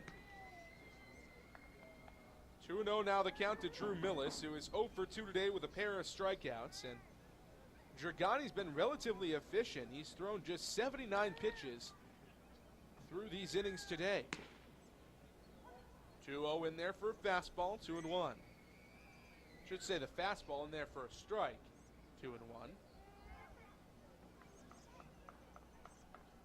Drew Millis trying to break out of a bit of a slump, coming in just 250 on the year, 0 for 2 today. That breaking ball misses inside, and he's got a good count against him, good hitter's count at 3 balls and a strike.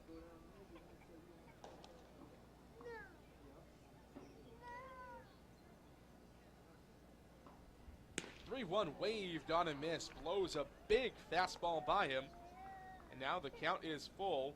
No advantage either way, 3-2.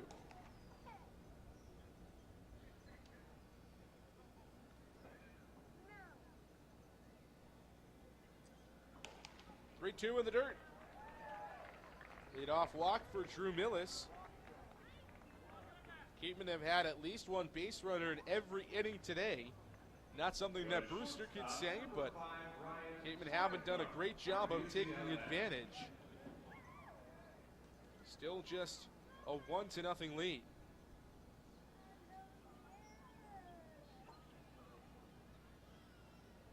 Ryan Kreidler, the shortstop out of UCLA, strides in now. He is the hero thus far today. A solo home run in the 2nd inning has been the only run to score in this game. Squares to bunt this time, pops it back straight into the chain link fence. 0-1. Runner at first, Drew Millis, faster than your average catcher, but not a terribly quick guy. So we will have to get a pretty good jump here.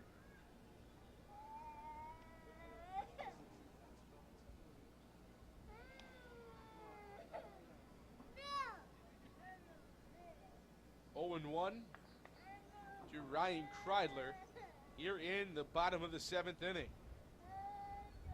Look over to first, pitch home. Fastball outside, 1-1. Jacob Goldfarb, the left fielder from Oregon, due up next. He is 0 for 2 today, a pair of groundouts to shortstop.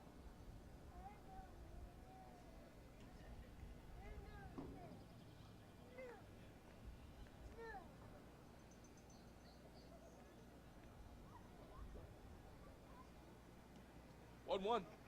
Swung on and pumped. High, but not nearly as deep as the home run ball. This one's going to land in front of 3 fielders and in there for a hit. Drew Millis barely sneaks into second, almost got picked off on a force play. But now runners at first and second. Nobody out for Jacob Goldfarb.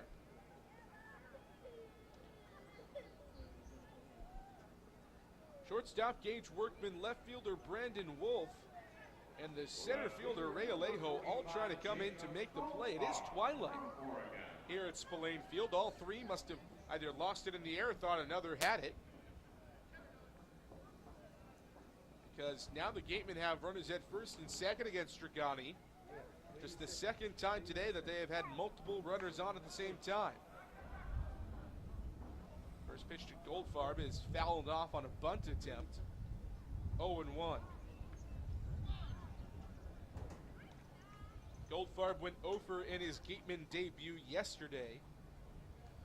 0 for 3 after starting the season 1 for 18 with Katuitt. Combined 1 for 21 on the season. That does not spell a good average. A .048 average for Goldfarb. Tries to lay down another sacrifice, but it gets foul. 0-2. He'll have to swing away here with 2 strikes. Runner on at first is Drew Millis. Runner at second, Drew Millis at second. Ryan Kreidler on at first base.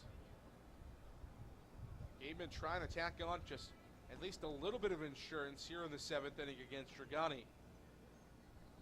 Pitch into Goldfarb, clips off the glove of the catcher Martirano. Drew Millis takes a huge round around third base, but the ball got behind the netting in front of the Gatemen dugout, so it was called a dead ball. Drew Millis' hands in the air. He wanted to score. Might have had an opportunity if that ball was not called dead. So up to second is Kreidler. Millis up to third. 2 runners in scoring position. Nobody out for Jacob Goldfarb. Could deliver in a big way here for the Gatemen. 1-2. Up and in. 2-2 now. He scored a wild pitch against Ben Dragani. Base runners coming back to bite him, excuse me. Skied into the left center field gap, racing both center fielder and left fielder try to get to it. Nobody will. Drew Millis scores from third. Ryan Kreidler in from second. And how about breaking out of a slump, a 2-run double for Jacob Goldfarb and a 3-0 lead for the Gatemen.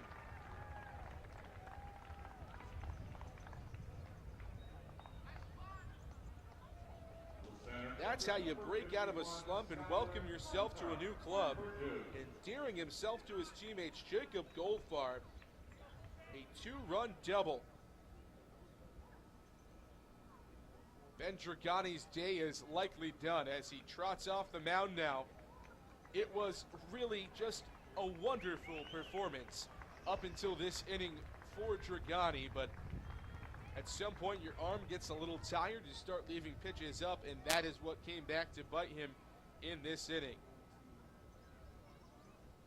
New pitcher coming in, Connor Manis, the right-hander out of Indiana, just finished up his redshirt freshman season with the Hoosiers. 6 foot, 185 pounds out of Munster, Indiana.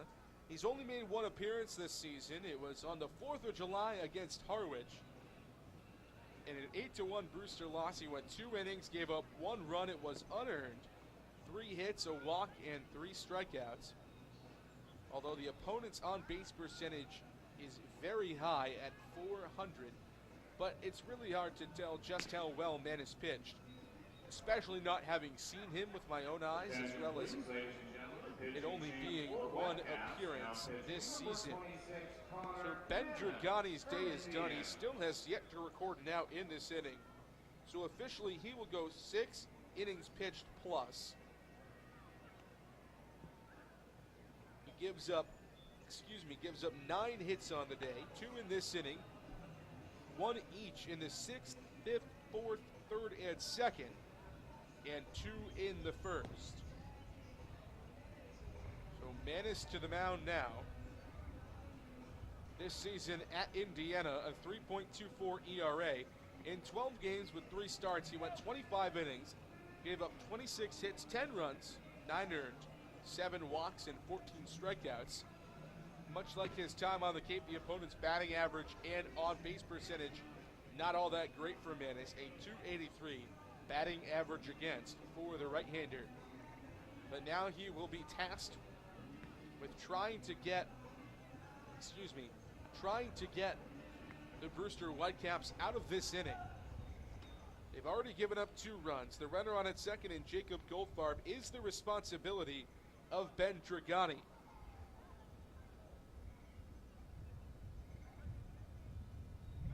So the right-hander Manis, the first batter he'll face is Skylar Hunter. 1 for 2 on the day. Batting from the left side for the first time on the evening after the left-hander Dragani is lifted from the game. First pitch just below the knees, misses outside as well, 1-0. Hunter grounded out to the second baseman Ike Freeman in the 2nd, and then singled in the 5th before him being picked off on a double play ball in that inning. Fly ball off the bat of Sahid Valenzuela. And Skylar Hunter was off on a hit and run. And he was picked off on a good throw, 8-3 from Ray Alejo.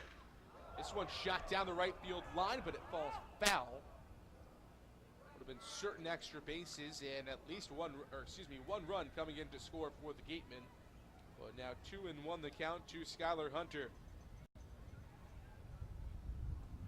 He started to kind of find his stride over the last couple of games. Did not play yesterday against Hyannis. Went 2 for 4 against Falmouth and also had a nice day in a 2 for 3 outing against the Bourne Braves. Now throw down as Jacob Goldfarb slides in on what will likely be scored a wild pitch against Manis. So now runner up to third base with Skylar Hunter at the plate and a 3-1 count against him. Isaac Collins waits on deck.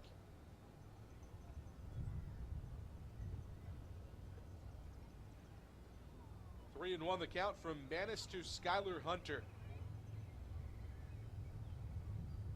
3-0 lead for the Gatemen. That pitch misses low. Runners at the corners. Still nobody out for Wareham in the inning. Here comes the top of the order and Ike Collins. Right fielder number 10, Isaac Collins from Creighton. Collins out of Creighton, 1 for 3 on the day. Single in the first, grounded out to the shortstop. Gage Workman in the third. Then flied out to left field in the 5th inning on a short fly ball.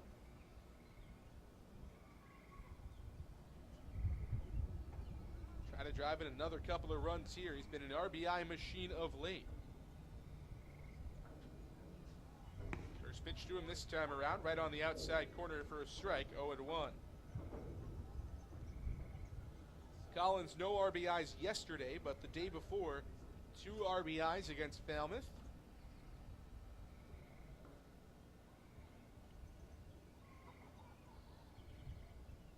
He's driven in 4 runs on the season. That one waved on and missed. 0-2. Runner on at first is Skylar Hunter. Runner on at third is Jacob Goldfarb. Gatemen trying to tack on a couple of more insurance runs. 2 already in to score on a Jacob Goldfarb RBI double in this inning. Still nobody out in the frame. Right-hander Manis delivers. Fouled off. Collins stays alive with 2 strikes.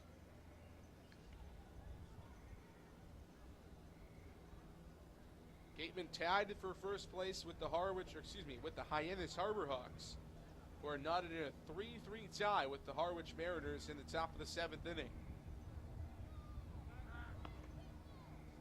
Throw over to first base, but Hunter is back in. Wouldn't be surprised to see Hunter moving in the next couple of pitches here. Possibly force a bad throw down to second that could play another run in Jacob Goldfarb. 0-2. Popped up foul. We'll do it again.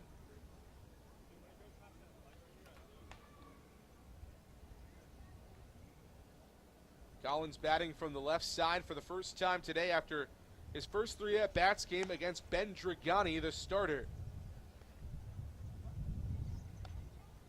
0-2 the count to him here. Nobody out in the inning. Pitch home from Manis. Waved on and missed in the dirt. First base is not open. But moving up to second goes Skylar Hunter. So a strikeout for Isaac Collins. His first of the day, the first for Connor Manis. Second base, number 3, Sahid Valenzuela. And Sahid Valenzuela comes to the plate. Both runners in scoring position with just 1 gone. Valenzuela, another switch hitter, batting from the left for the first time today.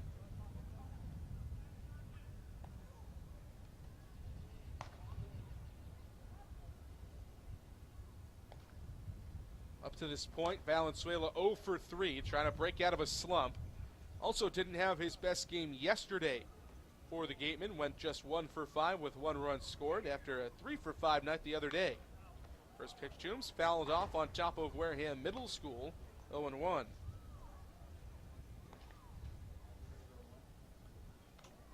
This is a spot where you want Valenzuela up.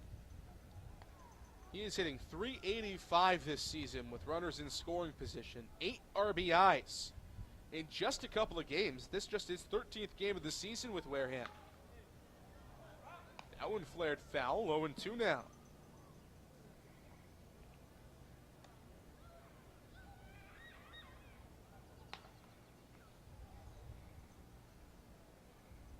One gone, runners at second and third for Saheed Valenzuela. Gatemen with a 3-0 lead in the 7th inning. Trying to add on at least a couple of more runs here in this inning. Really give themselves a comfortable lead as they head into the last two. Pitch to Valenzuela, hit back up the middle. Throw will go to first base, so a run will score. Jacob Goldfarb on the RBI ground out from Saheed Valenzuela. 4-0 Gatemen in the 7th.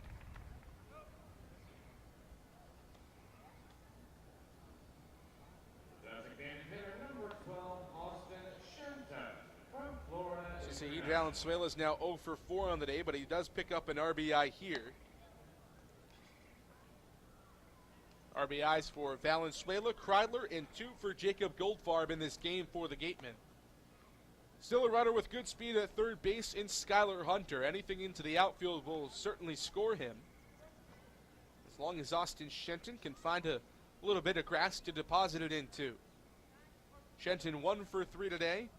A single in the third, sandwiched in between a strikeout and a ground out. Grounded out to the shortstop, Gage Workman, in the 6th inning in his last at-bat. That AB coming against Ben Dragani.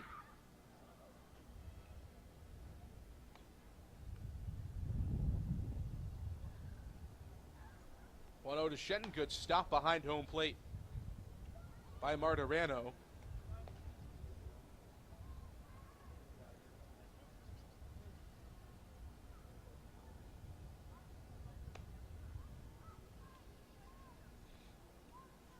Two 2-0 to Shenton, not the guy you want up if you're a Brewster Whitecaps fan. 2-0 good fastball, 2-1.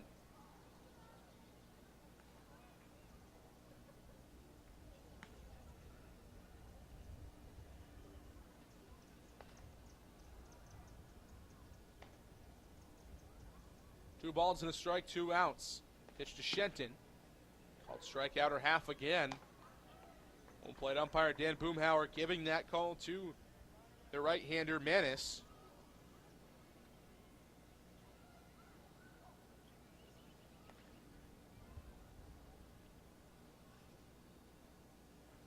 So 2 strikes, 2 outs. Gatemen with a runner on at third. Pitch home to Austin Shenton. Low. Full count now.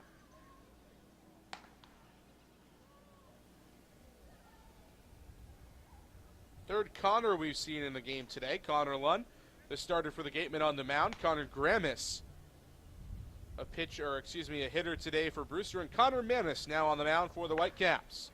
Hits one to the right side of the infield, but right at the second baseman, Ike Freeman. The Gatemen strand 1 runner at third, but an RBI double from Jacob Goldfarb and an RBI ground out from Saheed Valenzuela tack on 3 more runs in the 7th for the Gatemen. We're headed to the top of the 8th, 4-0 Wareham here on Wareham Community Television. 5891. For the PC Network Guys gift certificate, ticket 6690207. For the Iona Steamship Authority round trip Hyannis to Nantucket, ticket 6689955. For the Southern Marsh Golf Club, 1 foursome complete with a card, ticket 668.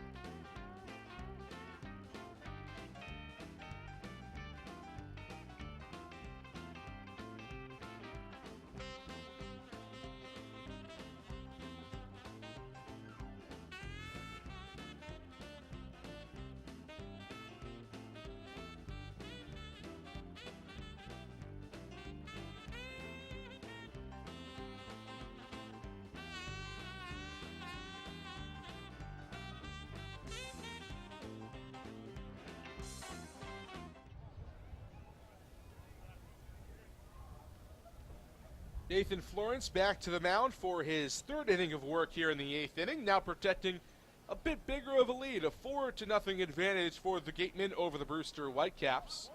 Christian Malfetta tries to lay down a leadoff bunt, but it's fouled back on home plate, 0-1. Malfetta is 1 for 2 today, grounded out 6-4 in the second inning, and then singled in the fifth on a hard-hit ground ball to Ryan Kreidler that he made a good throw on, but it tipped off the glove of Lyle Lockhart. It was scored an infield single, and then Malfetta advanced to second on an error by the shortstop Kreidler. Quickly 0-2 Malfetta as Nathan Florence continues to deal here in this game. He's set down 6 in a row after surrendering a leadoff walk in his first batter faced against Ray Alejo. This one waved on and missed. Strikeout number 2 for Nathan Florence. 7 in a row down against the right-hander from Hartford. And here comes Ike Freeman. That strikeout brought to you by the law office of Lang, Express, and Moore.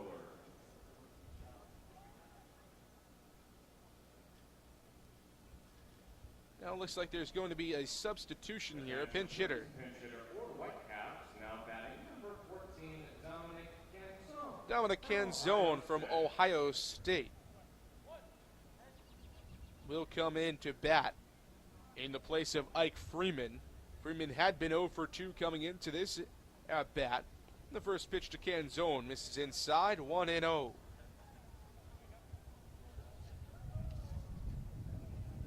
Canzone on the season, a .319 average. Tops on the team. Second on the team for the Brewster Whitecaps. Second only to Jesse Franklin, both of whom were not in the starting lineup today. Pair of Big Ten guys, Canzone out of OSU, Jesse Franklin out of Michigan.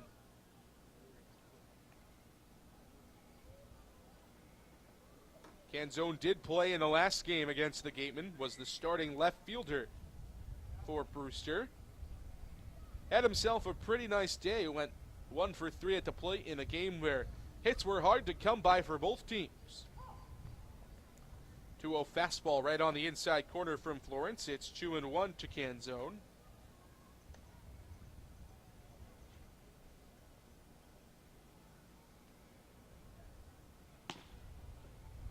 One in there for a strike, 2-2.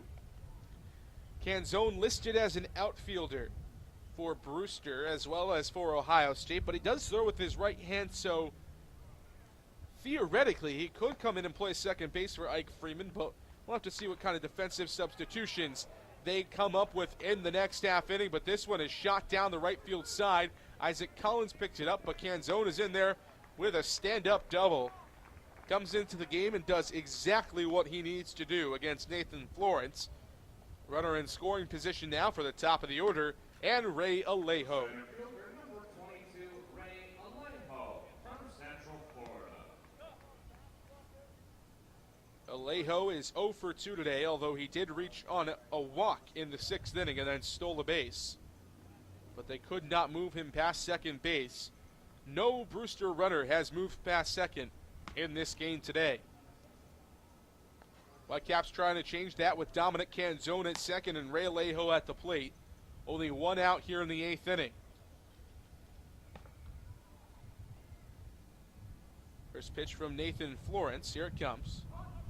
Tries to lay down a bunt. Can't pull it back. Although he might have, as it's now 1-0 on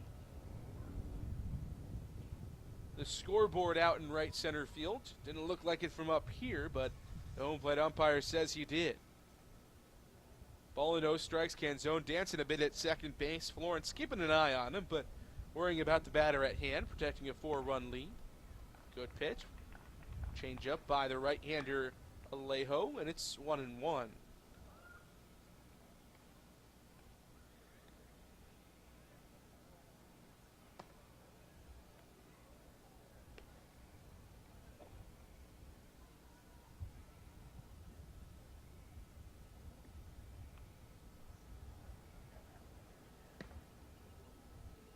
Another square to bunt, good blocked by Drew Millis behind home plate, but a 2-1 count.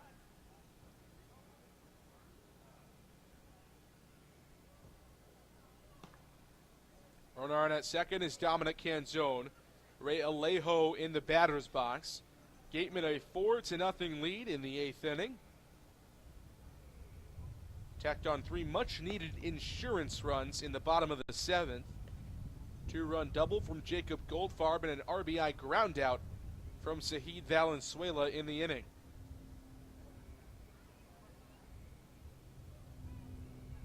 Two and one, the right-hander Florence steals down low, 3 balls and a strike.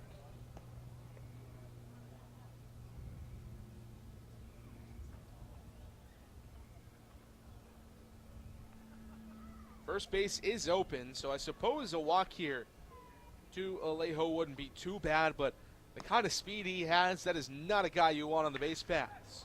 Shot high and deep to right center field. Both right and center fielders are back on it, but it gets down for extra bases. Scoring from second, Dominic Canzone, an RBI double for Ray Alejo, and the Brewster Whitecaps are on the board. It's 4-1 Wareham.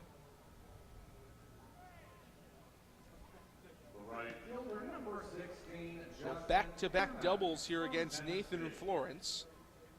And now those 3 runs that came across to score in the last inning are all the more important for the Gatemen, because otherwise right now we'd have a tie ball game. And Nathan Florence still dealing with a runner in scoring position.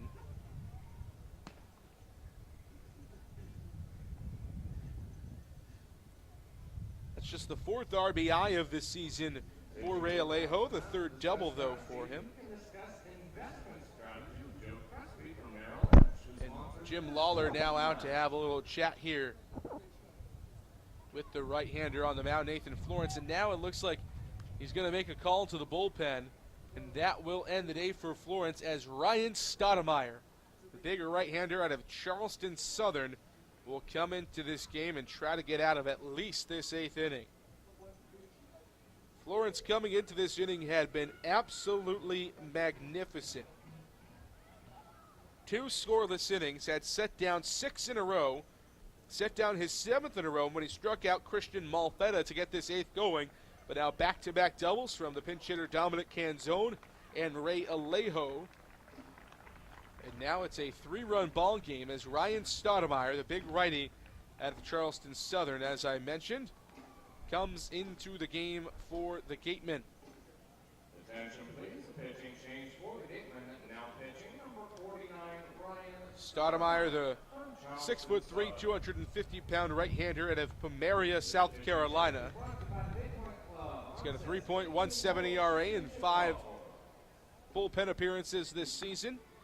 He's pitched 5 2/3 innings, given up 3 hits, 3 walks, and 2 earned runs, but he's thrown 3 straight scoreless outings in his last 3 appearances.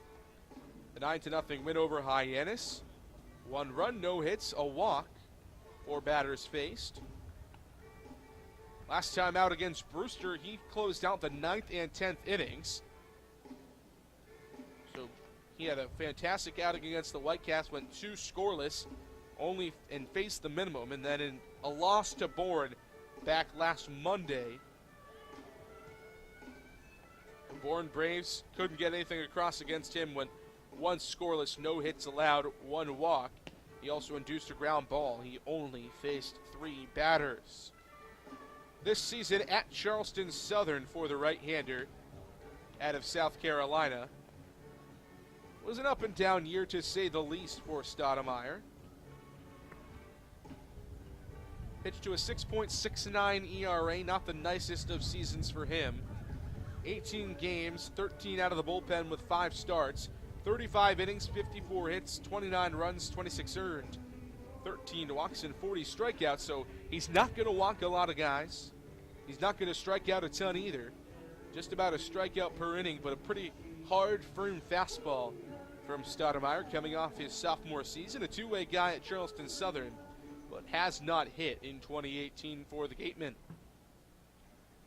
So the runner at second is the speedy Ray Alejo, and Justin Ammons, equally speedy at the plate, the right fielder out of Tennessee. Ammons 0 for 3 on the day, flied out to left field in the first against Lund. Grounded out 3 unassisted against Lund, and then popped out into foul territory against Nathan Florence on a bunt attempt in the 6th.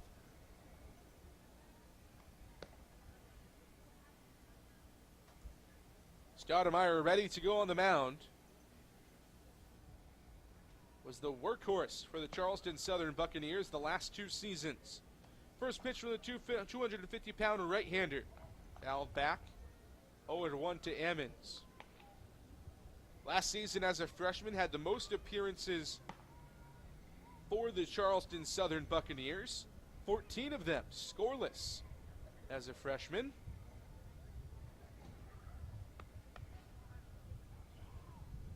Had an excellent season as a freshman. Numbers a bit down here, or I should say up in terms of ERA. As a sophomore, looks back at second base, nobody covering, but Alejo would have been back in plenty of time either way.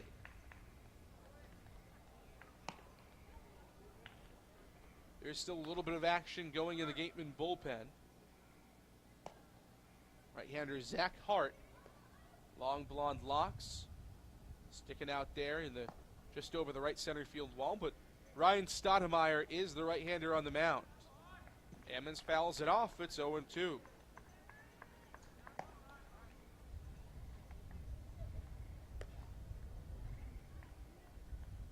Ammons 0 for 3, trying to break that 0 for here. Just 1 gone in the inning, double play not in order in terms of force outs. With the speedster Ray Alejo at second base out of UCF. Ammons out of the University of Tennessee.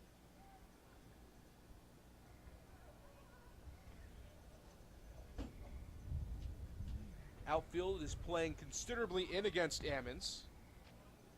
0-2 breaking ball outside, 1-2.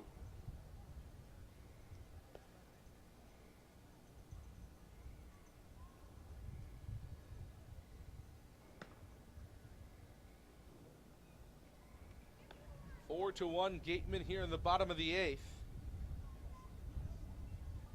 Pitch from Stoudemire. It's fouled off again. Ammons doing a good job of staying alive. It's still 1-2. This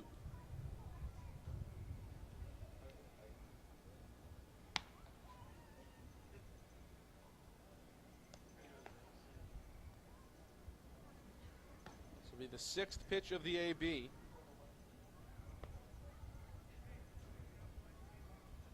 From the right-hander Stoudemire to the left-handed hitting Justin Ammons. Called strike 3 on the outer half. Big breaking ball from the right-hander Ryan Stoudemire. Ammons is animated, to say the least, not pleased with that call from the home plate umpire Boomhauer. But now there's 2 gone for Connor Gramis. First strikeout of the day for Ryan Stoudemire. Same goes for Justin Ammons. Just the 4th strikeout of the day for Gatemen pitching. 1 for Lund, 2 for Nathan Florence, and 1 here for Stoudemire. Connor Gramis out of Xavier, the DH. First pitch below the knees, 1-0.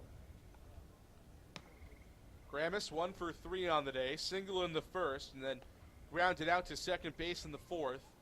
And then popped out into foul territory to Lyle Lockhart in the 6th inning.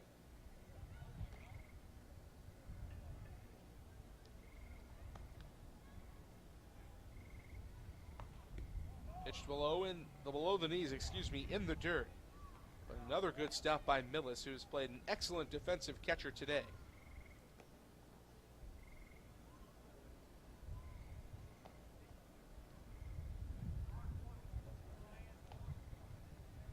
Two 2-0 the count. That's been the one thing about Stoudemire, is when he gets into trouble, the pitch count is pretty high for the right-hander. He's working on efficiency in the bullpen. 2-0 gets away off Millis. Alejo easily up to third base, takes a big look around third, but will stay there. So a wild pitch against Stoudemire, and it's a 3-0 count to Gramis.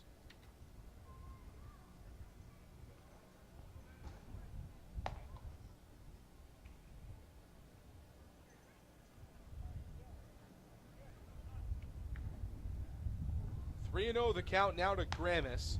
big power hitter out of Xavier, who with one swing of the bat could make this just a one-run ball game.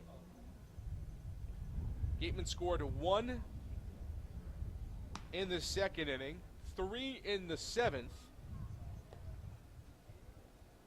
And Brewster has scored 1 here in the 8th. Big pitch coming from the right-hander, Stoudemire. It's in there for a strike, 3-1 on the get-me-over fastball.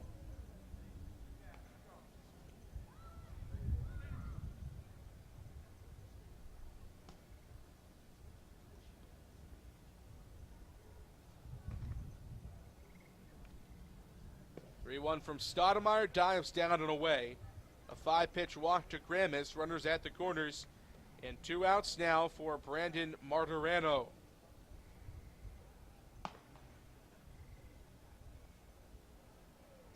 There's actually going to be a pitch hitter here for Martirano. We'll have to see who it is. It looks like a left-hander. So they're trying to set up a favorable matchup for Brewster.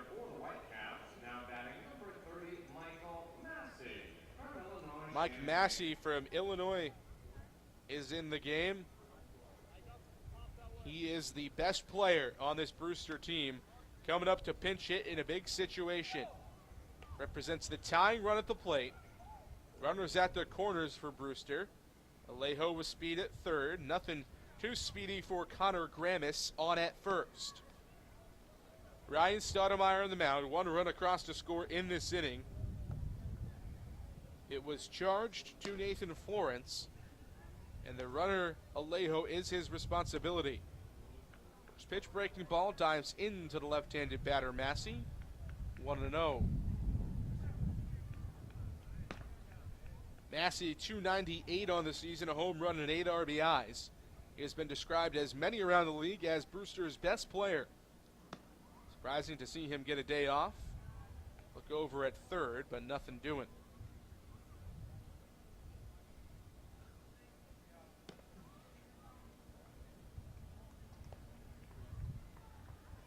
Fielder from Illinois. Now another throw over, this time to the first base side. But again, back in is Connor Gramis.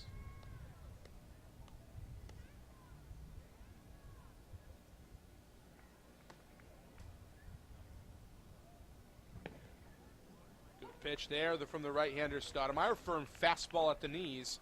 A ball and a strike to Massey. Numbers have dipped just a touch for him over the last couple of weeks.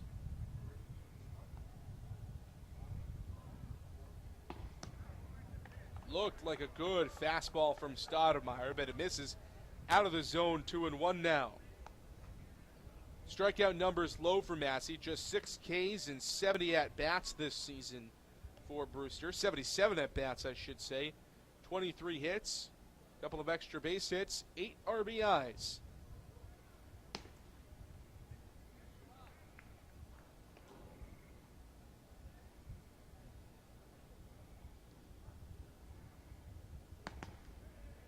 Two 2-1 fastball in the outside corner. Very nice pitch from Stoudemire. It's now 2-2. Massey, the middle infielder. In terms of extra base hits, 4 doubles and a home run this season. An extra base hit could really put a damper on this night for the Gatemen here. 2 balls, 2 strikes, 2 outs from Stoudemire to Massey. Hit right on the ground to the first baseman, Lyle Lockhart. Stoudemire there to cover, and the Gatemen get out of a corner's jam. One comes across to score on an RBI double from Ray Alejo, but Ryan Stoudemire limits the damage here in the top of the 8th. Home half of the inning coming up. Gatemen, more insurance on their minds when we come back on WCTV.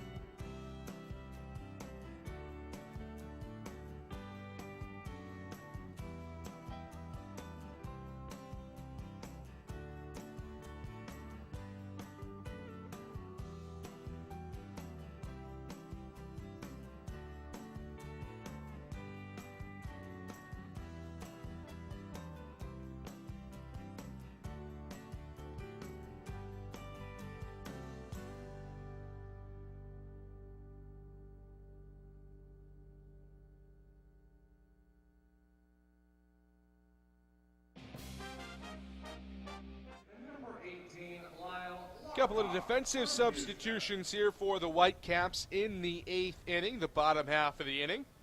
The first pitch in to Lyle Lockhart. Misses away 1-0. Now catching for Brewster, Joe Donovan from Michigan. Pitch to Lockhart's fouled off 1-1. And in at second base, Cameron Eden out of Cal. So a couple of pinch hit opportunities for Brewster in the last inning, resulting in 1 run. Dominic Canzone, the big hit, was then doubled in by Ray Alejo. 1-2 now the count to Lyle Lockhart.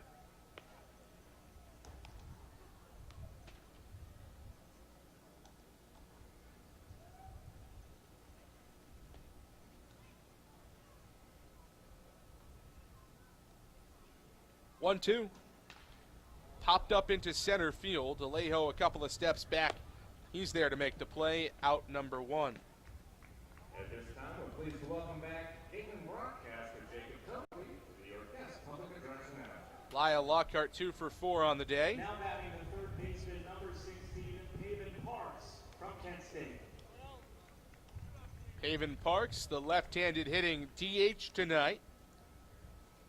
He has 1 for 3 today, 2 strikeouts and a single for him. Single sandwich in between the 2 Ks. First pitch waved on and missed, 0-1.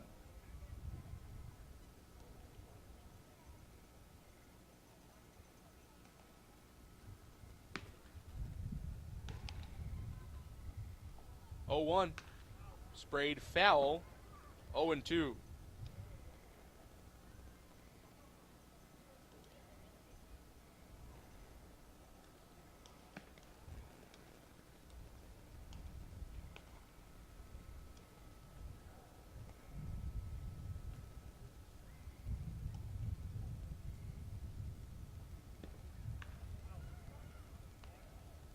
Still 0-2 now as another one is fouled off by Haven Parks.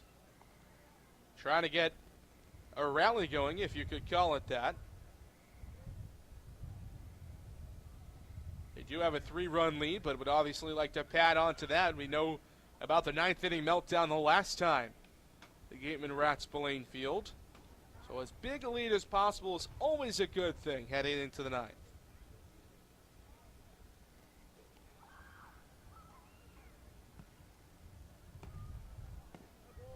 0-2, waved on and missed. Strikeout number 3 on the day for Haven Parks.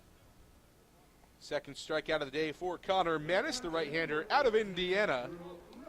So now 2 gone for Drew Millis.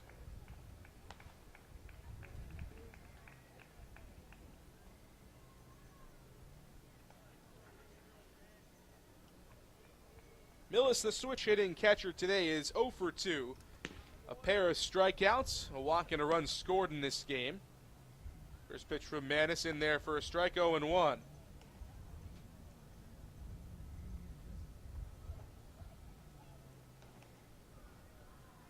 Oh, 1 from the right-hander is fouled off, 0-2.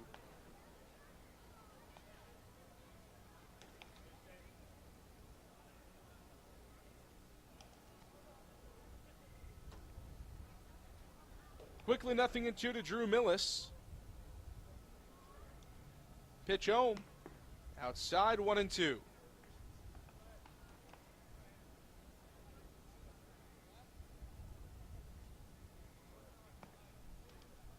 Ball and 2 strikes, 2 outs. Gatemen trying to add to a 3-run lead here in the 8th.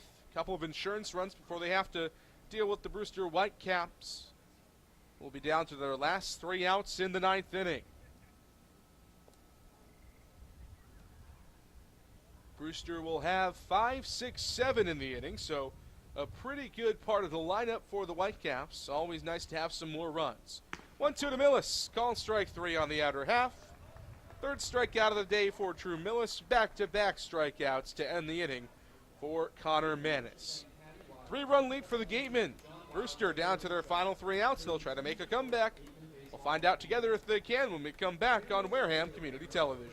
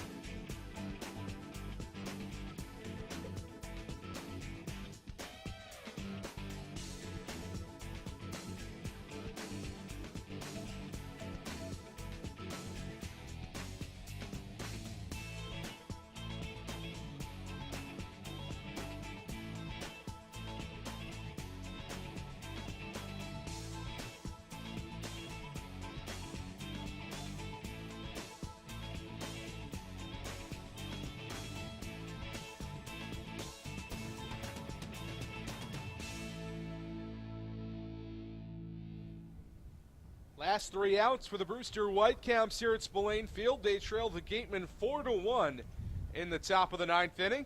First pitch from Ryan Stoudemire to Chris Wright in there for a strike. Good fastball for the right-hander out of Charleston Southern, 0-1.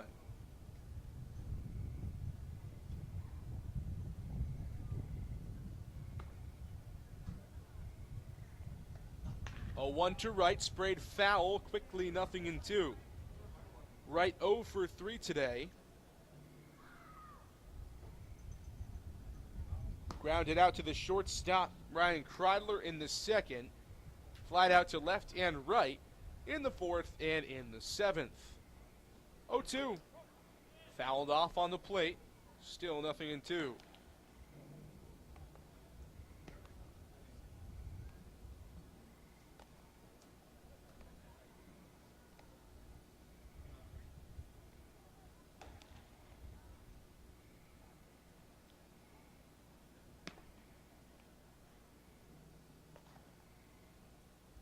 No balls, 2 strikes. The pitch from Stoudemire, rocketed foul down the first base side. We'll do it again.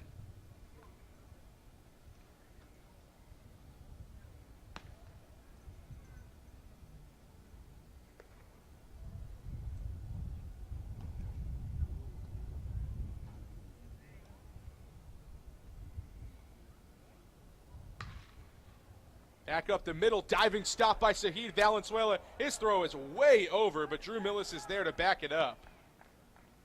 So a good stop by Valenzuela. Likely will be scored a single. It's a tough play either way, but Chris Wright nonetheless is on in this inning. Number 9, Cameron Eden from Cal. Now a defensive replacement into the game. Cameron Eden from Cal Berkeley will bat here in the spot of Brandon Wolf from Stanford.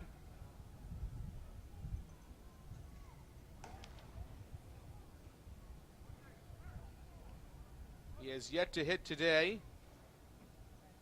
Came in as a defensive replacement after Dominic Canzone, an outfielder, would have been at second base for Ike Freeman in the last half inning.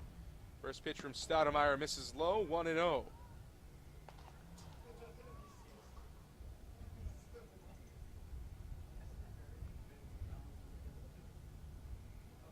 Ball and no strikes, pitch home, up and in, 2-0.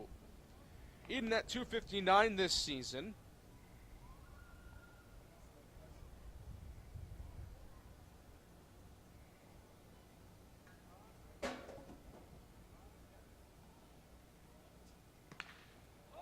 This one popped up into right center field. Both Isaac Collins and Skylar Hunter get a look at it, but Hunter, the quarterback in the outfield there, the center fielder, makes the play, 1 gone.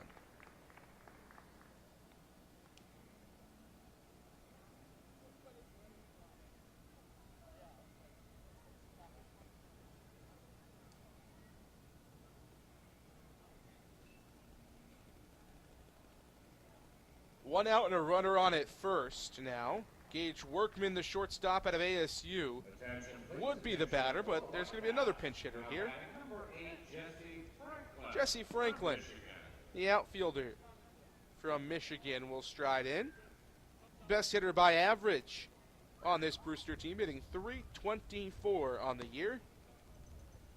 First pitch to him is swung on rope to the right side of the infield.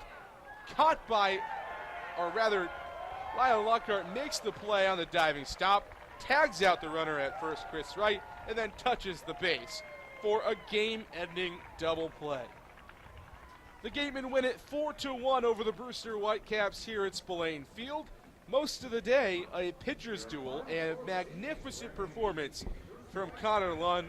5 innings, 2 hits, no runs, and a strikeout. He was dueled by Ben Dragani, who until that 7th inning was absolutely stellar. Went 6 innings of 1-run baseball before being pocketed for and kind of tagged up for 3 runs in the 7th inning. He ends up going 6+, 9 hits, 4 runs, 5 strikeouts. He will get the loss.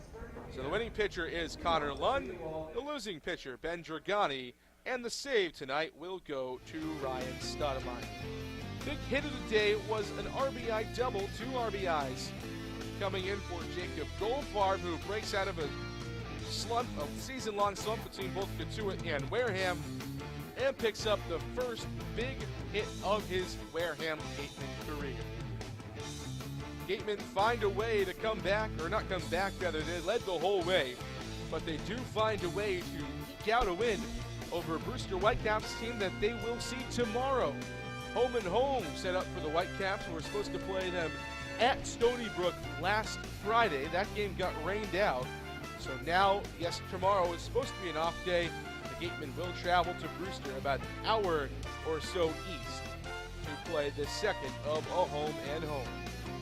That'll do it here from Spillane Field. For everybody on the WCTV production crew, I'm JD Rachi saying so long. Once again, the final score from Spillane Field: Wareham Gatemen 4, the Brewster Whitecaps 1. We will talk to you in a few days.